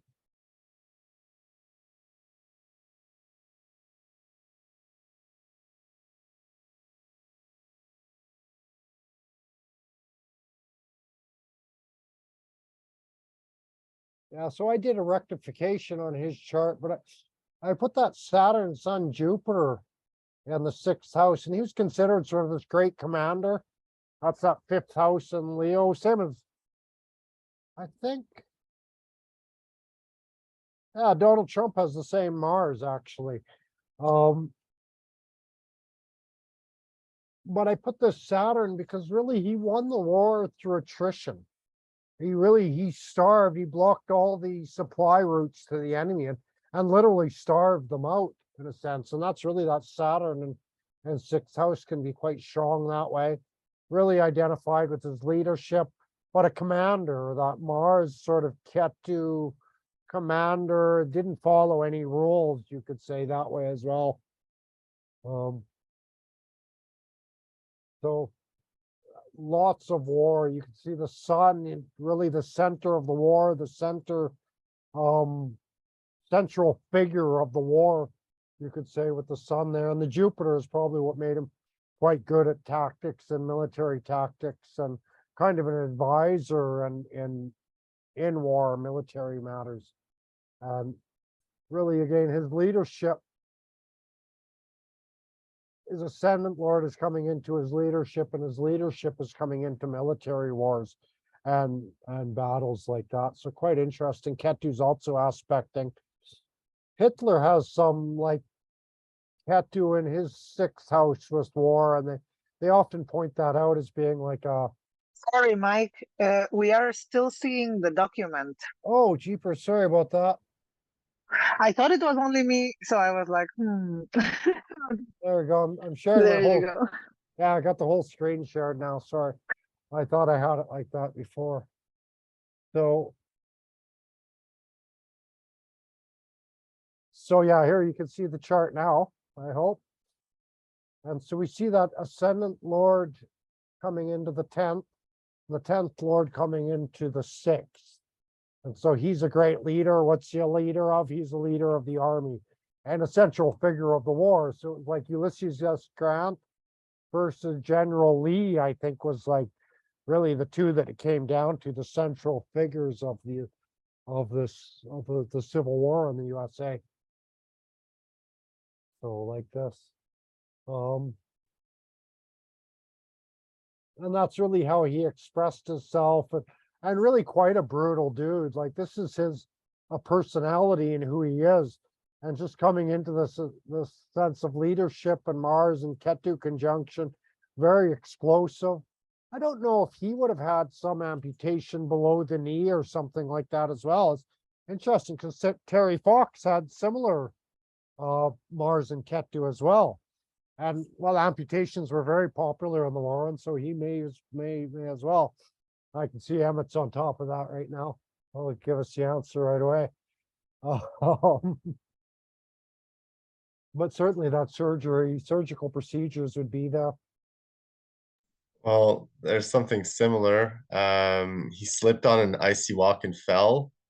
Following the accident, he was bedridden for weeks and orthopedically disabled for the remainder of his life. Okay. So there is a disability of like about the legs, right? Yeah, again, so yeah, definitely you'll see some Interesting. problems with Mars and Ketu like that. And so if you look a little further, you might see where they did some kind of surgery there as well. Because Ketu is numbing and Mars is like cutting. Well, you get two things with Mars and Ketu. You get either a very precise surgical procedure, and this can be like a surgery, or it could be like a military maneuver, like a very precise sort of military strategic thing. Or you get Mars and Ketu going, which can be like a really chaotic explosion. Because Ketu will scatter the fire of Mars. And so sometimes it's hard to see what the Mars Ketu is going to be. Whether it's going to be that precise, numbing surgical procedure, or if it's going to be that just explosive potential.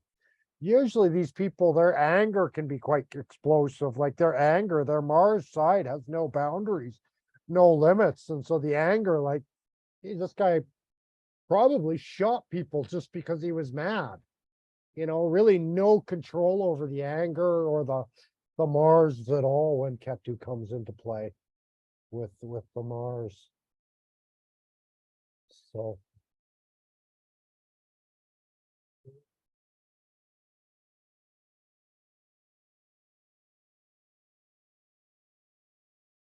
that was that. Let's just have a look at George Soros's chart for a minute, because he's a big time sort of character in the modern age.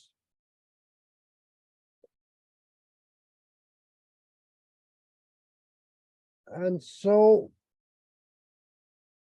you've probably never seen a chart like George Soros like this before. This changes his birth time by 1 year. Now, I did this because when George Soros was, I think it was around, he was about 15 or 16, and he was going from Hungary to England. He falsified some documents in order to get out of Hungary. And it seemed reasonable to me that he would also falsify those documents to make himself a little bit younger so that he wouldn't have to join the war. Because if he was a little bit older going to England, he would have automatically been pulled into the draft. And so if he was a little bit younger, he could just go to England and go to school. And so I had a theory that he falsified, while he was falsifying his documents, he also took a year off his life. And so I changed the chart year. And part of the reason I did that was because the date that they give for his birth, none of those charts match him. You can change that chart to any chart in that full day and none of them match him. But if you look at this one, it seems to be, there's a lot of potential for a lot of wealth. And that globalist, like he's known as the globalist. And so you get that really globalist, that sort of sense of the open borders. You get the Saturn, a lot of real estate and farming wealth and land wealth with Saturn. The second lord, Jupiter, is going into that 9th house, exalted with Moon in its own house, with Jupiter's Venus, Sun, everybody's in there. Only Jupiter and Moon are in Pushya. I don't know how well you can see his chart, but he's really the cultural regulator of the world. Like he's got all those special interest groups. And so he's trying to, in a sense, he wants to homogenize the cultures of the world. Like they say George Soros is the one pushing all the, what is it, the LGBT, all the transgender and gay stuff. And even like trying to push it into Africa and into every country that wants nothing to do with this sort of stuff. And so he's trying to kind of push these cultural things all over the world. And so we get a lot of that sort of stuff here, a lot of that global movements because of the power of his 9th house. And a lot of that is cultural involvement because it's Cancer there. And Pushya and Ashlesha is also sort of, Ashlesha can be sort of the underground culture. And of course, he's involved in a lot of that through his NGOs and all of this sort of thing, really regulating the underground culture in a way as well. It's like these days, anytime you see a protest these days, you feel like it's like, gosh, it doesn't seem like those good old fashioned protests of when I grassroots kind of things when I was a kid. It's like all these protests are run by these activists or associations or organizations, and everybody tells us they're mostly run by George Soros. So that's a lot of that 9th house stuff he has going on in this chart. And let's just one more thing we can bring up there.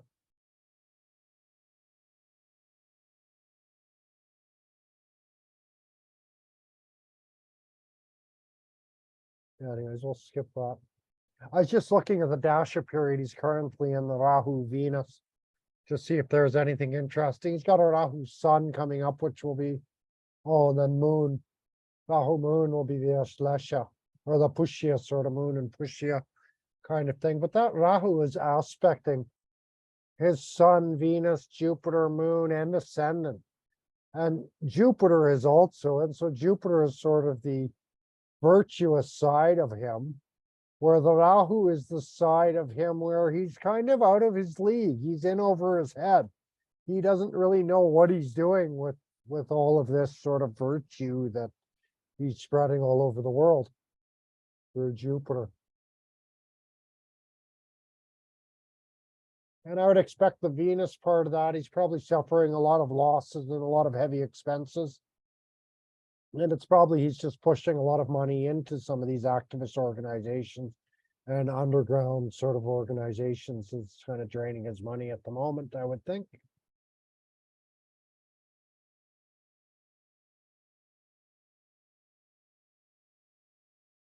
And I'm not sure that Rahu Sun or Rahu Moon will be really great periods for him.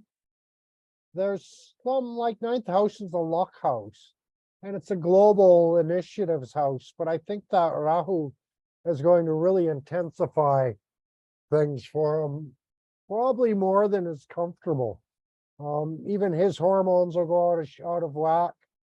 And that's a funny thing, and I don't get why this is, but you look at someone like George Soros, Hillary Clinton, Bernie Sanders, like a lot of the people that are leading the world today, they're taking some kind of hormone therapies, actually.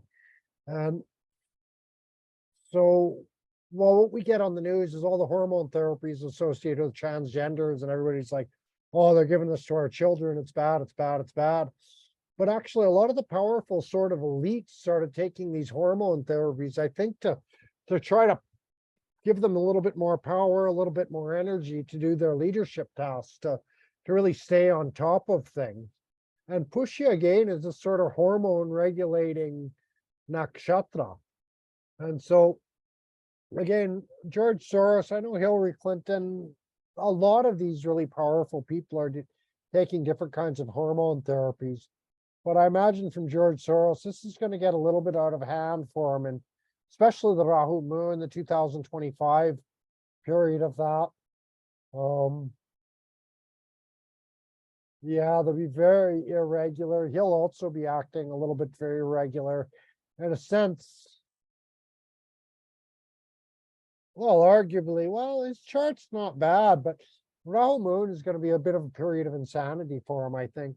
Going a little bit crazy, just getting out of hand. And even the whole Rahu period has been out of hand. Jupiter, things will start to stabilize for him, but Rahu's also aspecting Jupiter. So that's like Guru Chandal Yoga, in a sense, that George Soros has.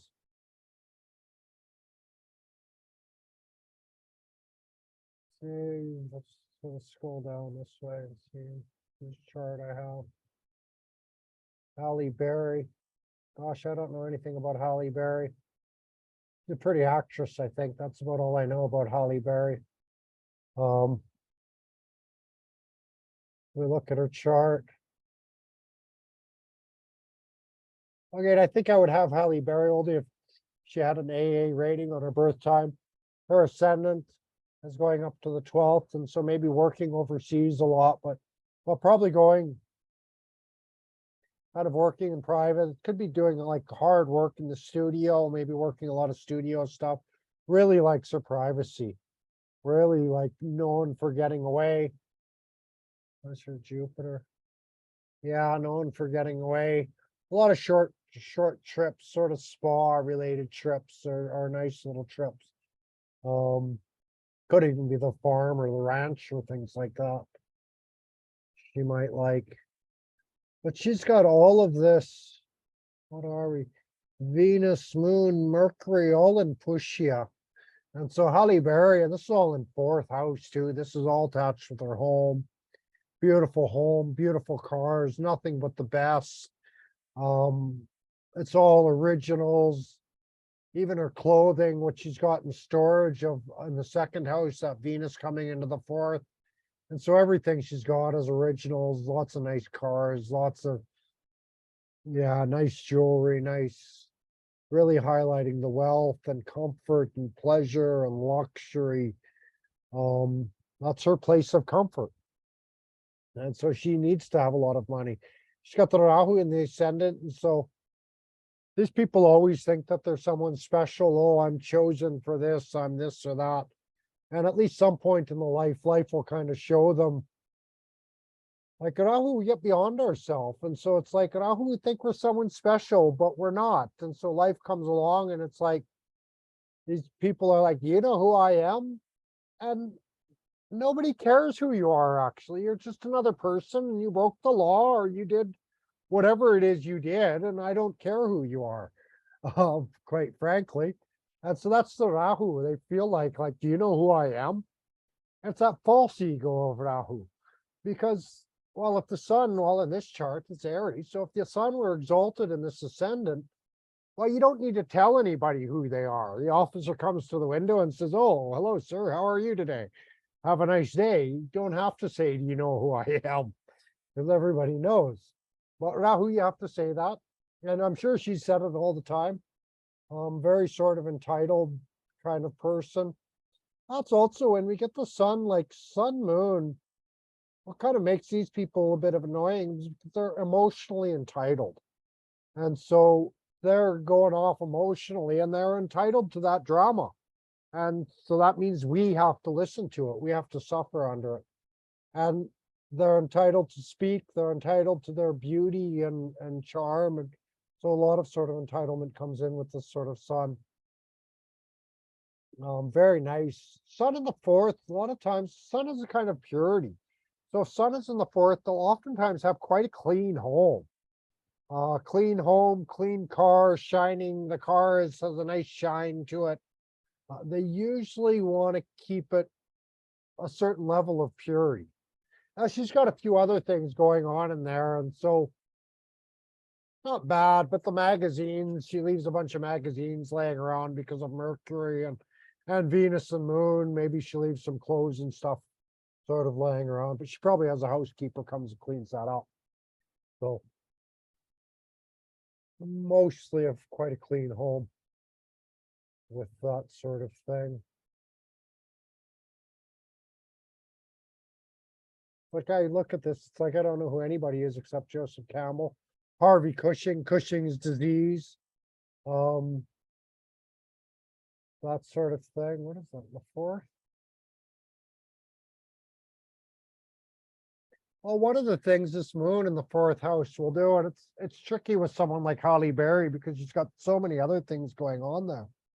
But it's like this, they're sort of regulating culture to a certain degree.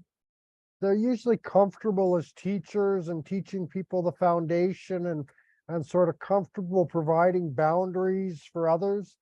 And so we do this with students to a certain degree. Caretaking can also get related with like Harvey Cushing, taking care of like children's homes or orphanages. I think Albert Bandura was sort of taking care of sort of running a boys' school for the military, sort of an idea. These kinds of things. So they're quite involved in education. That moon in the fourth house would be. And of course, Landovers. Oh, here's George Lopez.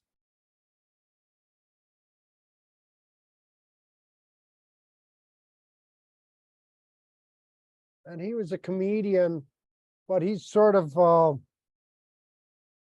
lot of his comedy and a lot of what he brings to the stage is his sort of Latin American culture. And a lot of his jokes have to do with the Latin American culture in America. And so a lot of that, a lot of support also, and he does a lot of work with children actually, and especially trying to bring up the little Mexican and Spanish kids growing up in the USA. Oh, Sunday, he had that too. Where is it? Oh, Santosh P. I'm going to pull his chart up. The Varanasi boatman. hangs out at my gut. But he's kind of a unique sort of character. So you can see kind of the poverty of his home, the Saturn and Ketu in the fourth house. And mostly he just like his wife has a job. He's got a really nice wife, is Mercury, and she's working and she's kind of running the home as well. And he sleeps out, mostly sleeps out on the gap or sleeps in his boats, for the most part. But he's also like, apparently he's the guy in the neighborhood that everybody can go to him. Everybody can rely on him. He's got everybody's back. During the pandemic, he was getting up and doing these night runs across the river to bring, well, to bring supplies back into Varanasi or to get people out of Varanasi that needed to go somewhere. He could bring them across and then they could take a bus outside of the city. So Varanasi was completely locked down. And I remember watching this. I would see him, he would get back to Varanasi about 6 in the morning. He'd get his boat back and usually bringing some people back and forth for that. One old man, actually, he just feeds the dogs. And so he was just bringing this man across the river so he could feed the dogs on the other side of the river. Oh, kind of interesting. But so he has this, he's just a boatman cast, sort of an outcast position, to a certain degree. He doesn't make a lot of money. His wife is in charge of making most of the money, but he's really well known and really well respected in the community as a leader of the community, as a sort of head man of the community, I think that's a 6th house coming up into here. And so he sort of leads these through his services to the community in a sense. Does a lot of work for children and the youth and all of that. Just a really sort of great guy. In a lot of ways, although he's just sort of a poor boatman.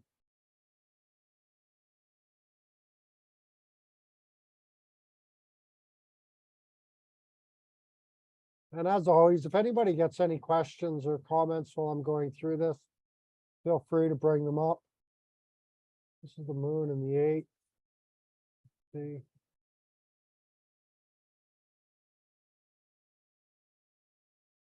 Kind of an interesting cast of characters here for the 8th. Got 2 of them are very trained in emergency medicine. I think Jimi Hendrix was probably more involved in making emergencies happen. But you get Hendrix, Ansel, Adam, and James Joyce. Like these are 3 very, very creative. Sort of Ansel Adams, if you don't know him, was photographer. James Joyce wrote Ulysses. But they were very creative. They were very sort of connected with that 8th house in a way, with the underground stuff, with even in the way they did their art. They sort of just let loose in that very sort of 8th house way.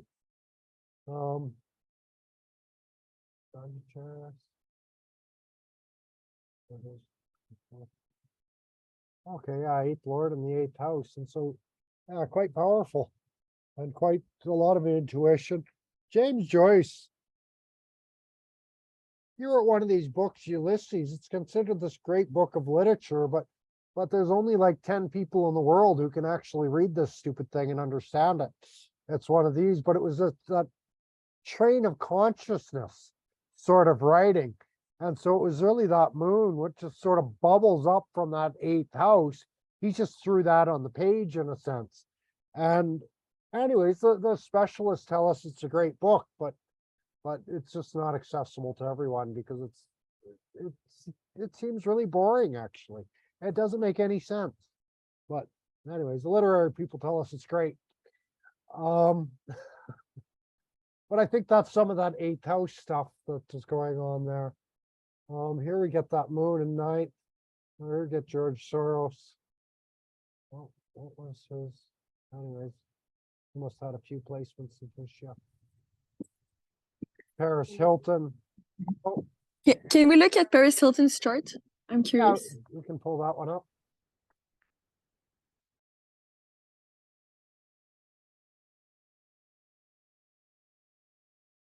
So that means you're responsible for knowing anything about her. So she's a Scorpio, ascendant. That Mars is going into her fourth house, and so very identified with her cars, her homes, her home culture as well. She's a bit of a cultural icon for the USA in a sense. Got a lot of that good fortune of the moon and Pushya in the ninth house. And that would usually make her connected somewhat to her spiritual guru or that kind of thing. But Rahu is there, and so she's always going to follow her own way that way. Moon Venus connection, anytime you see the two of them, those people are usually like it's bringing comforts and luxuries together somehow. And so usually those people are fairly good life. But for her, that whole Venus moon, it's all caught up in Rahu and Ketu. And so it's like there's a, what could you say? Poured my water on my laptop. And so she might be very close, like very comfortable with some father figures. A lot of time when moon's in the ninth house, the father's not really that available. And the mother has to do a lot of that sort of fathering sort of side of things as well. But it's interesting because this would say the opposite in the sense of the sun in the fourth house, where the father would have to do a lot of the motherly duties and sort of the caretaking, caregiving that way. And so there certainly was in this chart, well, not a good relationship between mother and father. And so her masculine and feminine is also sort of the pure masculine and pure feminine, the sun and moon is also at odds with each other. But even on the, like Mars and Venus also aren't at good angles with each other. And so there's a lot of, I would expect a lot of problems in her relationships. Venus rules her, well, she's Scorpio, same as me. And so Venus rules her 7th and 12th house and sits in the 3rd house, which is like, well, God, that looks better for her than it does for me.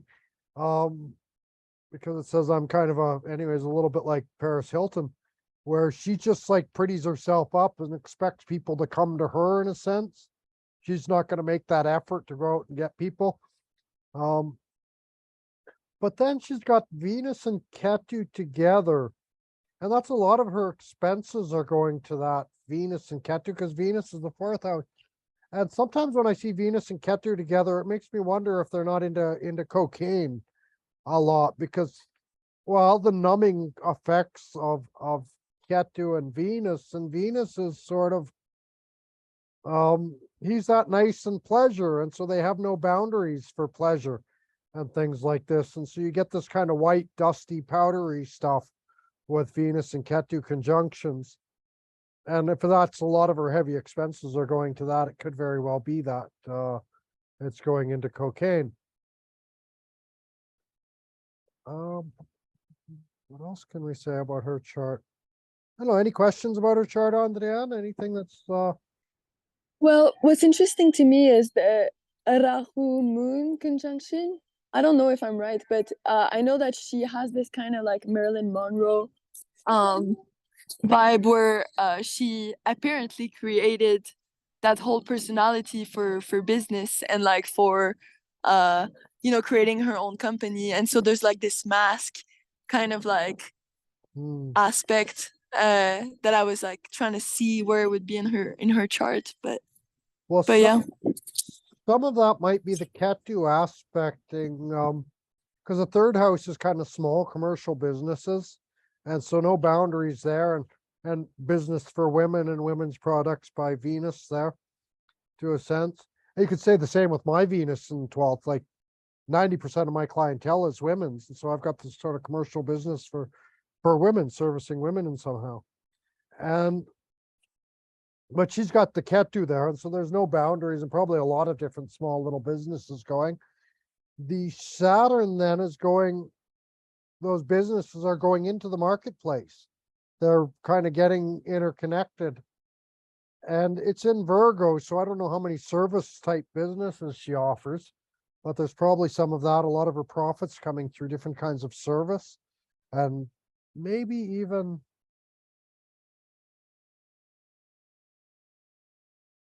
well, anyway, service, I'll just leave it at that for a moment. And so, and then she has Jupiter and Saturn, and so Jupiter is also shows a lot of different ways to make profits in the long term. Jupiter rules her second and fifth, which is investments and savings. And so her investments and savings are always kind of going back to the marketplace. And so her wealth is kind of always growing in a sense. So very, very nice for business that way. And if she's masking things and sort of copying or imitating others, a lot of times that has to do with Venus and Rahu. And it might be that they're sort of aspecting each other, which makes her really, really good at that. Because it's like the guru of Maya and Maya itself are kind of working together. And then they get the moon, the whole cultural aspect of that. And kind of working with global cultures, like international cultures as well. Well, because of the ninth house, but also because of the, similar to my Venus, the 12th Lord going in the third house. And so you're bringing all that 4 and 12 stuff, even into the shorter trips and into your communications and into all of that.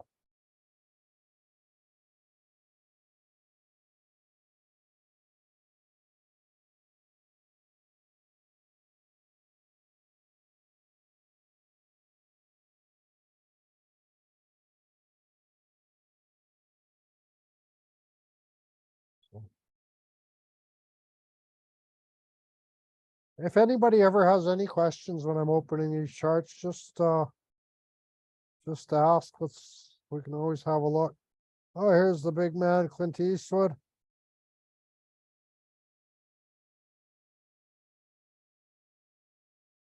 Oh yeah, we looked at his chart in the Ashwini. We saw his love for cars, storage coming into this Ashwini. Cars and horses, you could say, that Mars and Rahu in Ashwini. A lot of transportation. He really into unique forms. He actually talk about unique forms of transportation. We know him for the cars and the horses, but he used to, if he was working in the studio, he didn't like traffic, and he's a big star. And so he had this one of those like little one-man sort of helicopters, and he would like fly his helicopter into town, into the Hollywood studios, and land. They had helicopter landing there, land his helicopter and travel that way. And so quite a character, Clint Eastwood. And we think of this tough sort of man. We think he's like the icon of like personal identity and individuality, but actually he has this Ketu in Ascendant, so actually he's very weak sense of identity, and that allowed him to sort of play anybody, take on all these any kind of roles, you could say. Ketu in the Ascendant is like, well, who do you want me to be? I'll be that person. And so they do well as like spokesmodels, and they do well to have an agent saying, well, today you're going to be this person.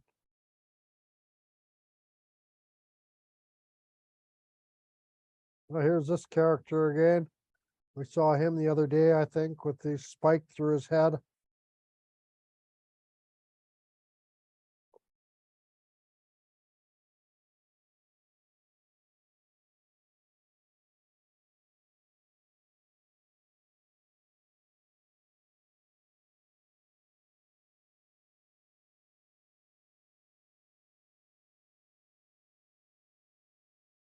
Anyways, I'm going to go to the next, to Mars. There we go.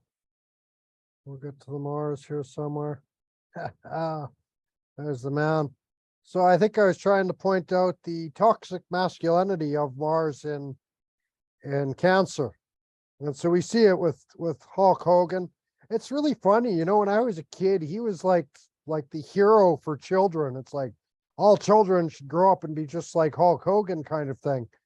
But like, he's a joke, man. He's just like, he's got nothing for children, right? This is what children should grow up and be like.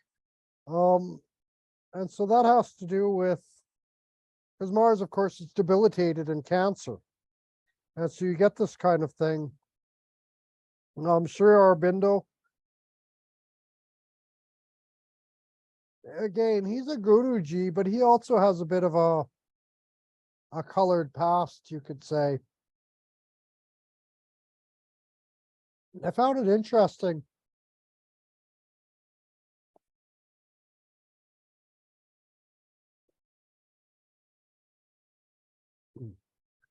So I find it interesting that we get someone like William Shatner and Leonard Nimoy were both there, the two main characters of Star Trek.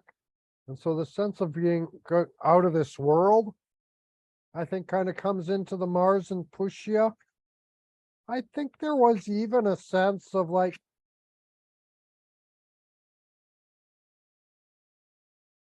there's a bit of a sense of, what could you say?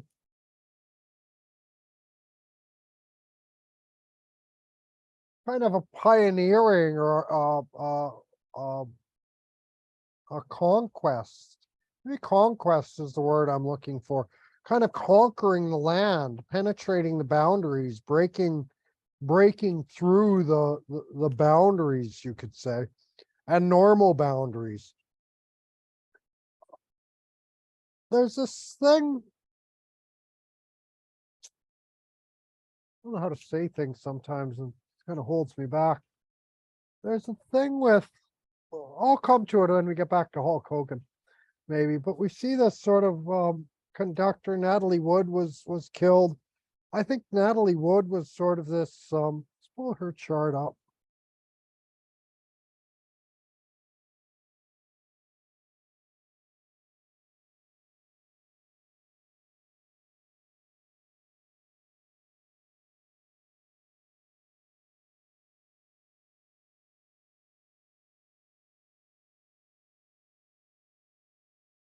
Yeah, she drowned under the mysterious circumstances and probably killed by Hollywood sort of characters.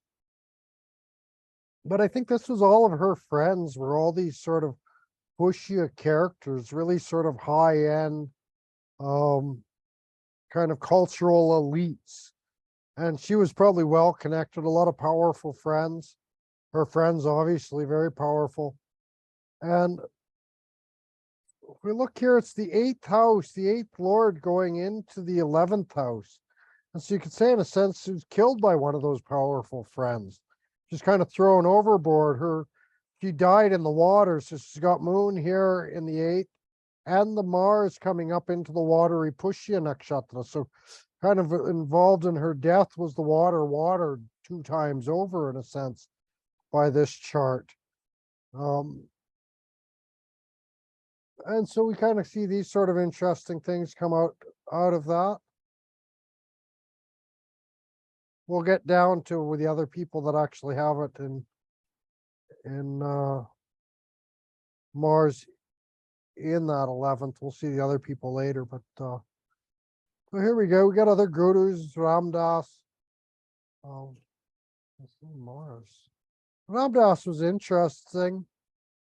And even today, nobody really thinks about it because, well, when he finally came out as being gay, he was scared for years. He held it in, his big cultural secret. And then he came out and said, I'm gay.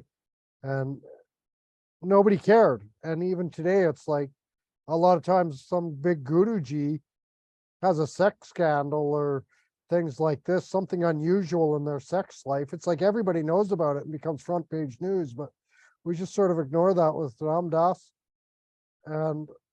But that's sort of that Mars in Moon as well. It becomes very, very defensive, like proactively defensive in a sense. And so you get someone like Steven Crowder. That's a very good example of the proactive defensiveness. Like Steven Crowder is sort of trying to protect traditional culture in a sense, but he goes out to this universities and says, change my mind, man. Here's my belief, change my mind. And usually they're quite controversial in the university settings.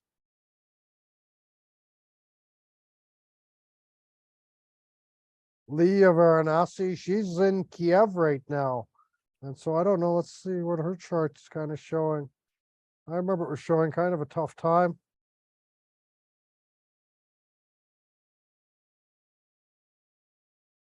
And maybe she did get out, but it looked like she was kind of dead set on staying.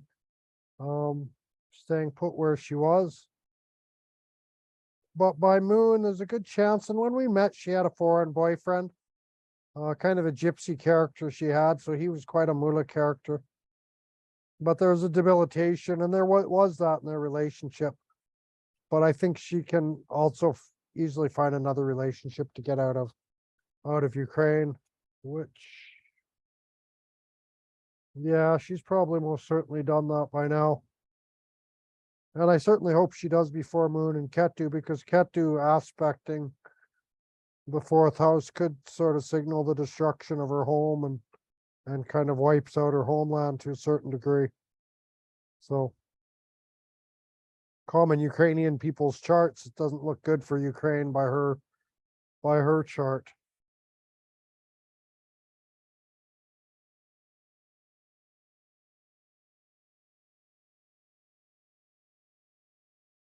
Not terrible at the same time, because that Cancer and fourth house, they represent our home and our homeland, our home culture sort of thing. And so she's got some problems there, but it's not until like Mars, Saturn, and a node are all afflicting a house. And then I'm like, well, now you have the total destruction of that house.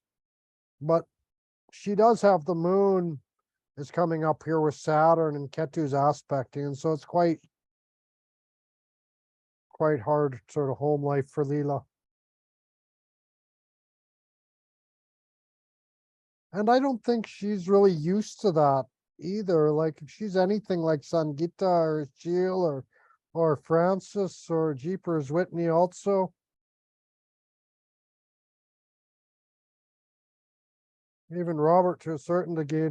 But a lot of the other women that have this position, three of the other women that have it, they come from quite wealthy families.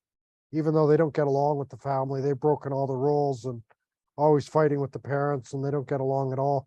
Very traditional families and very, you could say, modern girls. And Leela's the same. She's like a gypsy musician. She plays some ancient instrument and quite a talented artist, kind of witchy woman a little bit. A lot of those girls I know from Varanasi, they're all a little bit witchy. Kind of goes with the territory to a certain degree. So what else we got here? The third pada.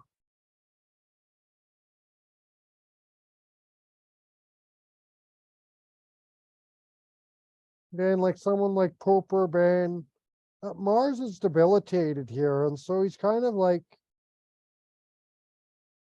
in a sense, when Mars is debilitated, they kind of pick weak enemies, right? It's like this big tough guy, and he wants to big Pope, and he wants to make a problem for a couple scientists, Copernicus and Galileo, for nothing.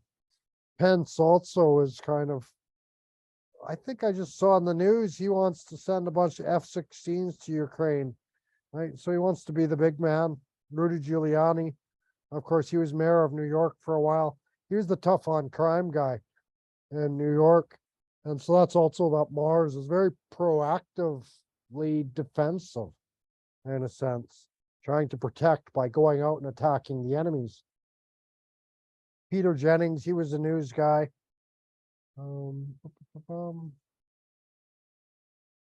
Interesting to see Hugh Laurie here.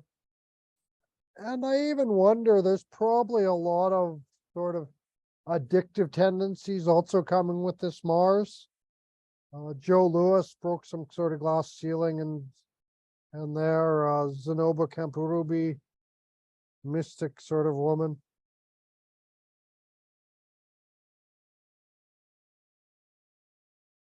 And a couple of the people I know here are kind of quite well established in their communities. But they tend to try to be alone. They don't get along too well with others. And that's probably that sun or sorry, the Mars in Cancer. This is interesting. We get to that, like this last pada was the Scorpio pada. Pompey, Herbert Hoover, get a lot of military type people. Dante, Shivananda, Matsatsu Yama, Yazi, I don't remember who that is. Kasparov was also very active activist, sort of person, considered a kind of an underground guy.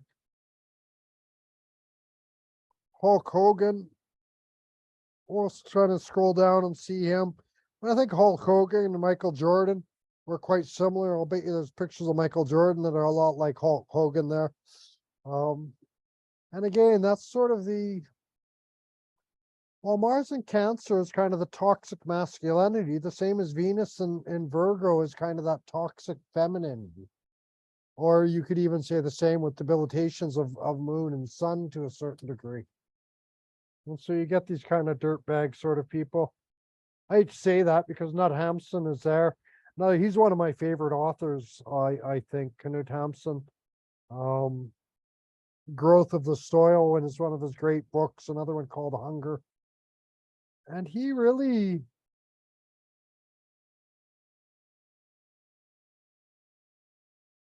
yeah, that's right. He ended up getting criticized quite heavily. I think he sort of supported the Nazis in their time when they invaded Norway.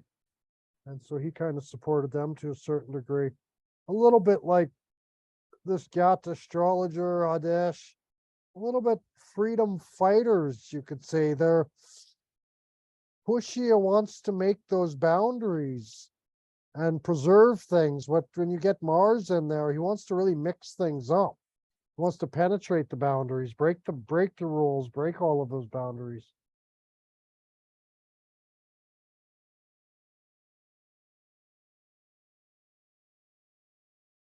Well, his chart.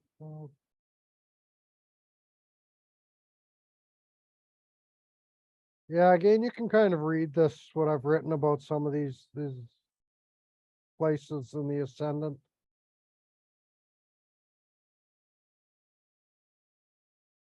I'll skip down. Jeepers, it always goes forever. We're used to this. It's gonna be 3 hours here before we get it. Hardly even get started. So this Mercury in Pushya, rules-based order and international norms. I wonder if USA must have this Mercury in Pushya. Dana said she had Mercury in Pushya. So it's kind of, even in a sense, it goes with like astrology. You've got this order and rules, and you've got to kind of follow these norms that are a little bit tricky in a sense.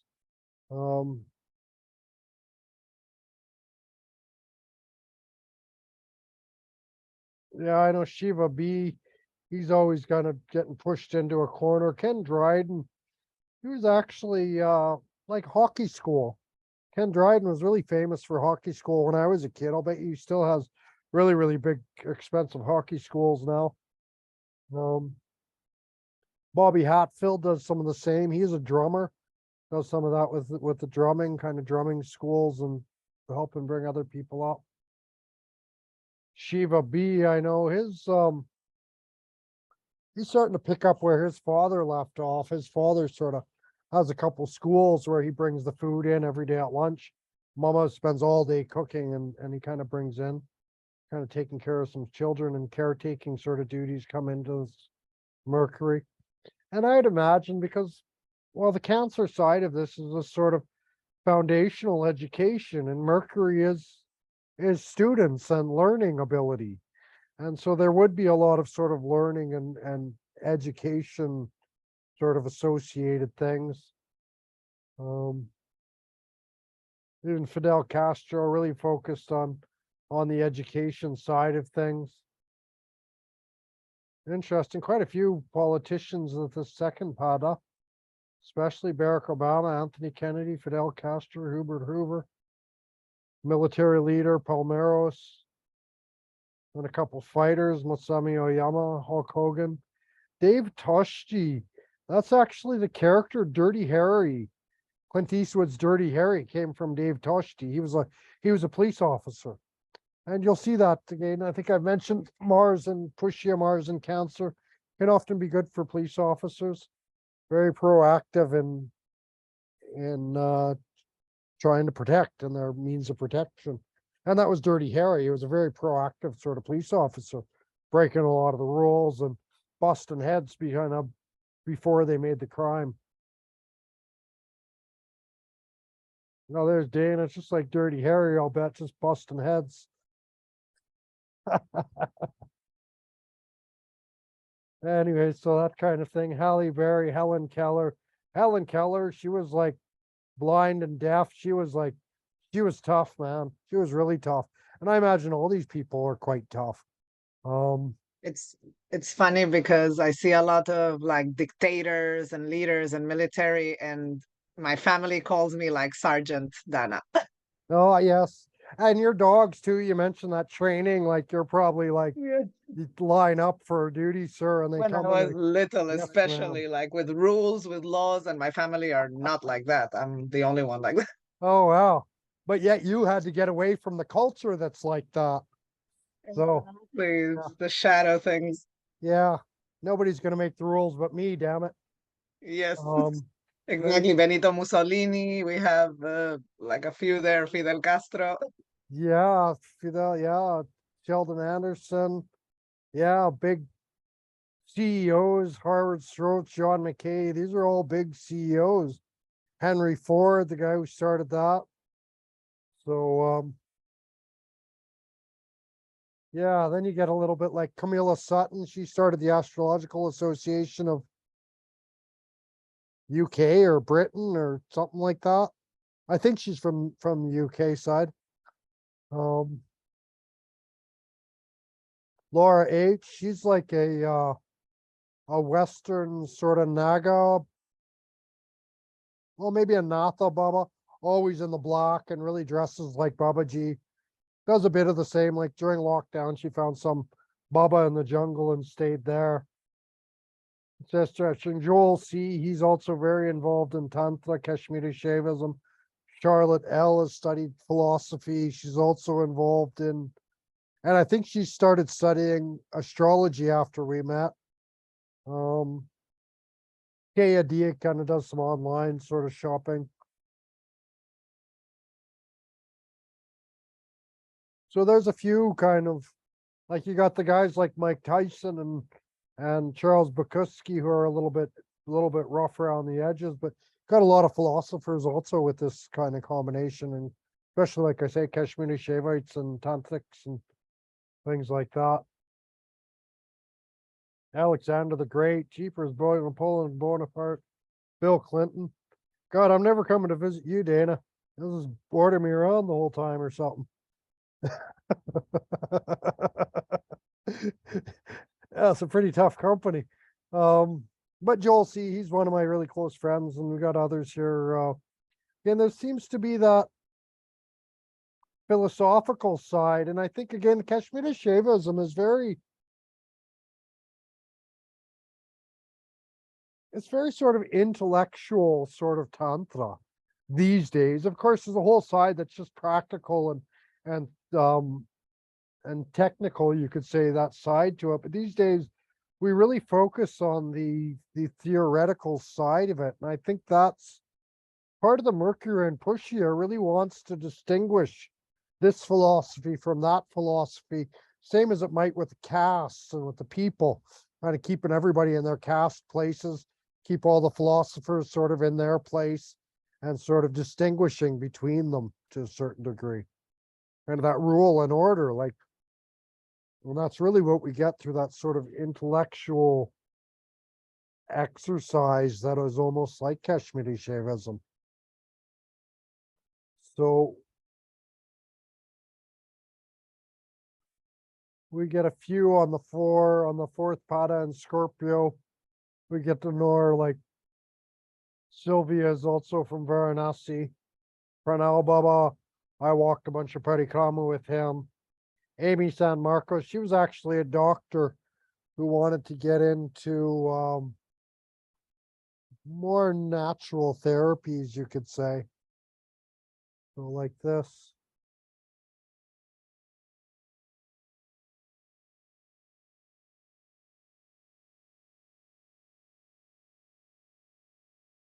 So here we get the Jupiter exalted now.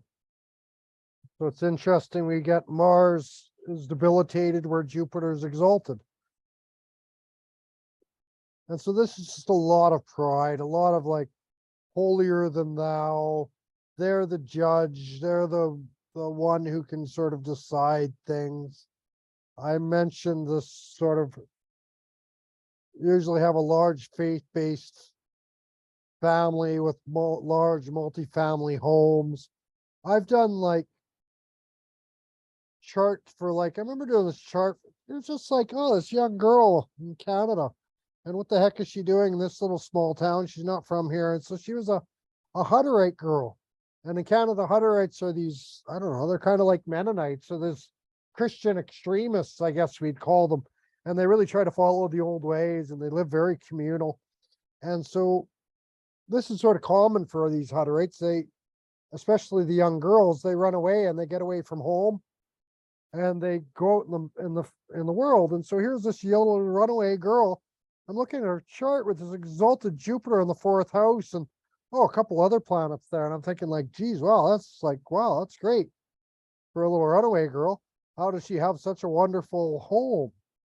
And I was like, oh, you must have like, you come from a large family and big houses and big cars and all kinds of land. It's like, why are you running away? And she's like, oh, I come from the Hutterite colony. And so it was this communal land and communal places, but they're really, really wealthy in Canada, these Hutterite families, because they are kind of, it's like a communal type business in a sense. And so all that sort of support amongst themselves. So they do very well. But what these Hutterite girls often do is they run away from home young, and they go out and they get a boyfriend and they get pregnant, and they start looking at these sort of realities of the world outside of the Hutterite colony. And they think, man, this is wild, this is crazy, I don't want any part of this. And so they go back to the Hutterite colony pregnant. And it actually brings kind of fresh blood into the Hutterite colony. Then they have some baby, they don't care that they don't know the father. He stays out of the colony and they get a new sort of member of the colony, I guess, with that's fresh blood and not sort of because otherwise you get Down syndrome and things like that, right? So that's a little bit of Moon and Pushya that's sort of broadly nourishing. Now you see things like, I don't know, it's for fun, let's just look at this, because I see these names and they just jump out. And so Pushya,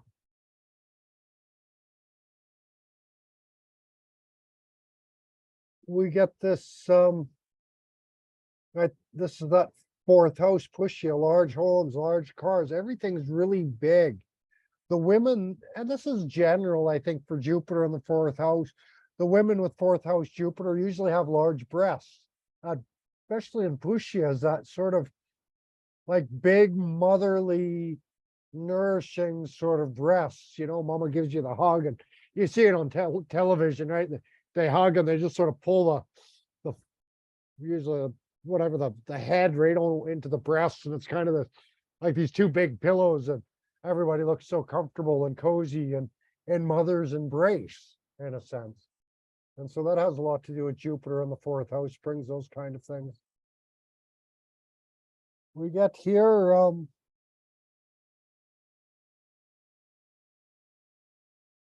this seems to suggest a lot of sort of groups, a lot of bands. If you look at something like New Orleans, just a lot of small bands and groups and that thing passing through. Vatsraj, he's Indian musician. If you don't know Vatsraj, you should look him up online. He's really great. Does wonderful bhajans, great music. He's one of my favorites. But he was sort of a singer, and I think he would connect with a lot of different bands. Same as Mick Jagger. kind of lots of different connections. Shakespeare as well has this. And again, we're not sure about someone like Shakespeare's chart. And his birth date, I think even the date was in question. But here I got him. Jupiter is in the third. And that was just like dealing with a lot of different sort of teams and groups and a lot of different little small businesses maybe also happening on the side with these sort of things. Lots of traveling, like traveling with the whole ensemble, with the whole group, like a whole caravan, sort of going around like the circus does in a sense. These kinds of things you get with Jupiter. I was just gonna kind of scope through because it's almost 3 hours and I'm getting a little tired and I've got some phlegm that I'm fighting with right now too, so.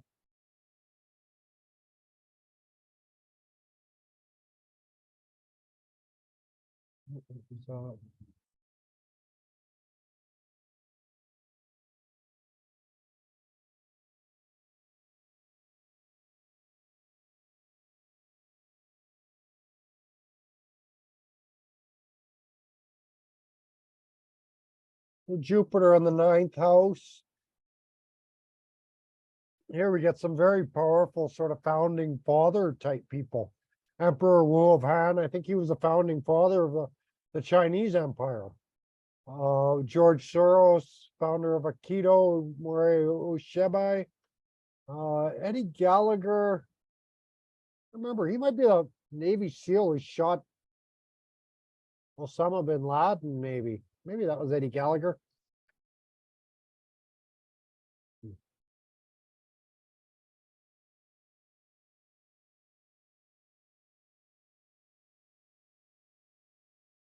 There's a lot of religion usually connected with religion, ideology, different things like that with this sort of position.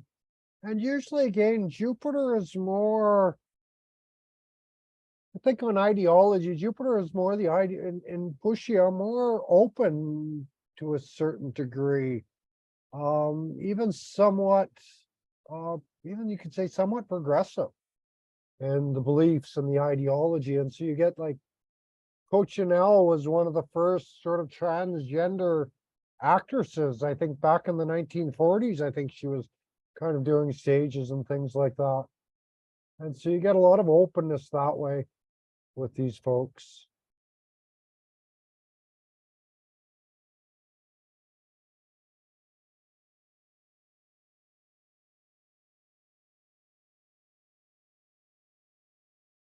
This is the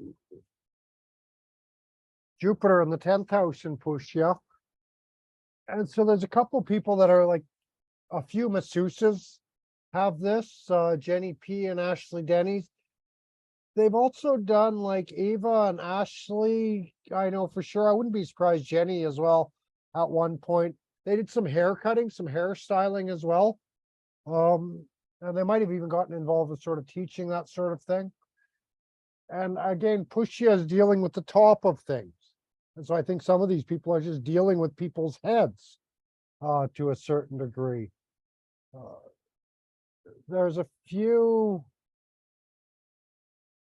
no, not so much. There's some light astrologers with this placement as well, like Alexis Rada. He does some astrology. Jenny P has studied some astrology.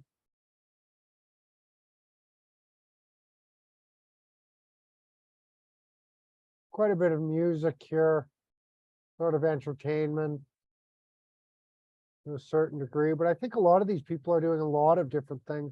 Michael Ma, he's like a building inspector. And so he knows how to build houses and things like that as well. There's a bit of that going in. And I bet you if I had more men with this position, we might see more builders. That kind of thing. Like Jenny, she's in charge of like her old family lands, a bunch of cattle and a lot of that sort of stuff. And I think some others, Eva also, I think, is in charge of family lands to a certain degree. But again, I think if we had more men with this placement, we'd find more more kind of home builders and road builders with it.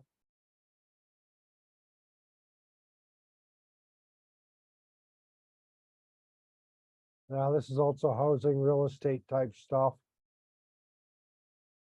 Michael Ma, Joseph Pilates. Michael Ma also does yoga and this kind of stuff as well. Fairly well trained.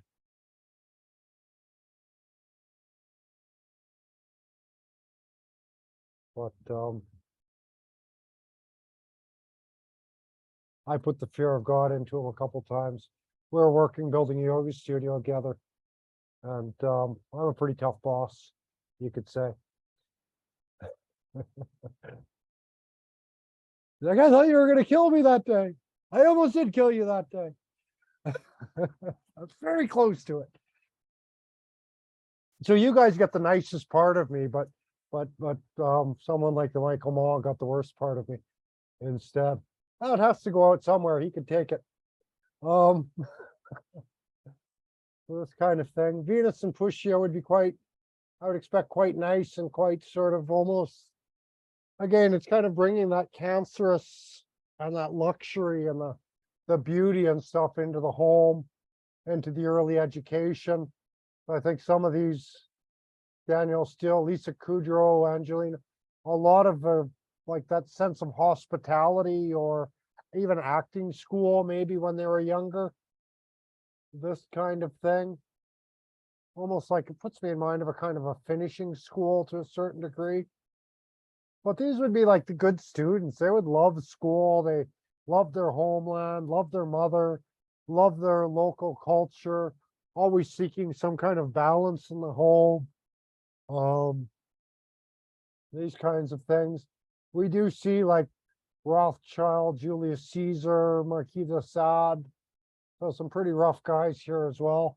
Gian Gomeshi, he's got a reputation like Marquis de Sade, I think at this point. Funny Madonna does too. Oh wow, geez, some of these people have brutal reputations. Not good at all. So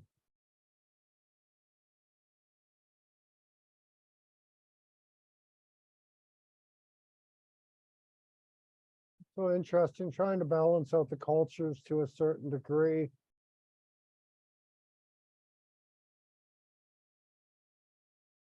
A lot of the women with this placement are really beautiful, like Diana, Madonna was a sex symbol.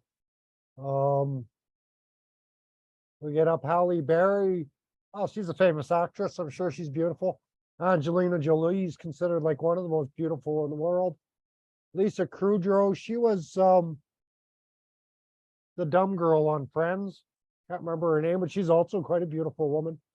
Danielle Steele was all about romance and things like that. So that Venusian quality, maybe also to its highest degree in Pushya, in a certain sense. There's also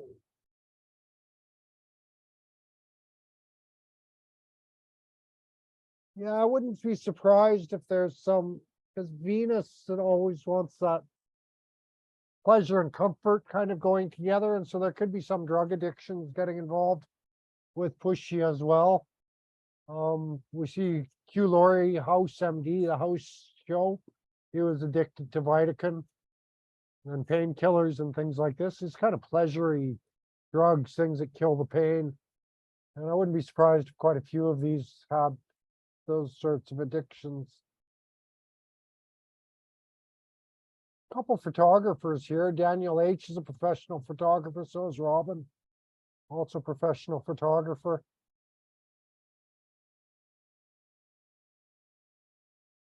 We got Sanjay Rath, great astrologer. Mother Teresa, some great saints and kind of headmasters and schoolhouse marm kind of people. Mother Teresa, Ken Dryden, even Sanjay Rath. Oh, there's Andréane with her Venus and Pushya. Then Kea Datta Martin. Did you know Martin? He was I used to always call him Rudra. He was my age anyways, really grew up in the forest, near the forest, like the back of his hand. All that mushroom picker, he's like the mushroom picker master of the island. to a certain degree. So some different characters. He's one of these guys. Oh, I love it when I get these messages from guys like Rudra, really hardcore sort of dude. 2 years after I meet him, he sends me a message and he's like, yeah, Mike, I quit drinking.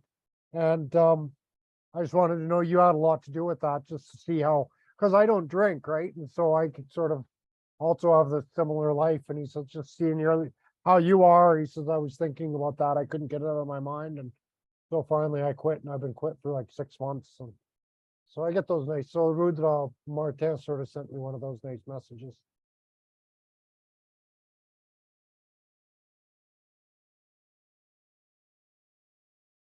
Yeah, this is that throne yoga, Saturn and Pushya, really blue-blooded royalty. They're really snobbish.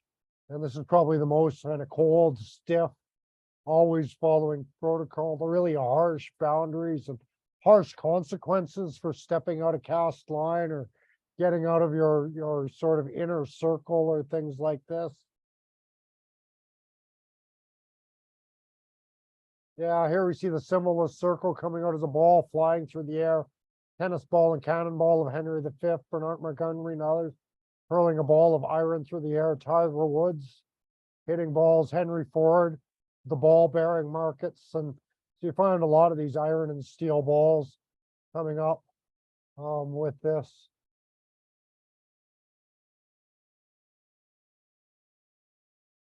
Yeah, out of the 83 leaders of countries, this was the placement most in common. It's only 9 out of 83, but still, you think that's the most common position that any of these leaders sort of have is this Saturn and Pushya, the most common nakshatra.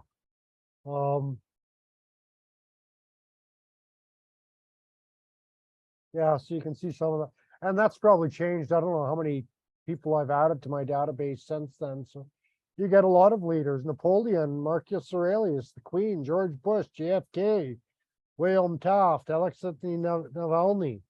Not quite a leader, like leader of opposition in a sense. So you get a lot of these sorts of guys. Sylvester Stallone, he's not like a leader of a nation, but he's still a very strong leader. Cheech Martin, leader of the Spanish American, Latin American communities in the US. So quite powerful. Sangeeta Namanada, she's very powerful leader, teacher, sort of coach person.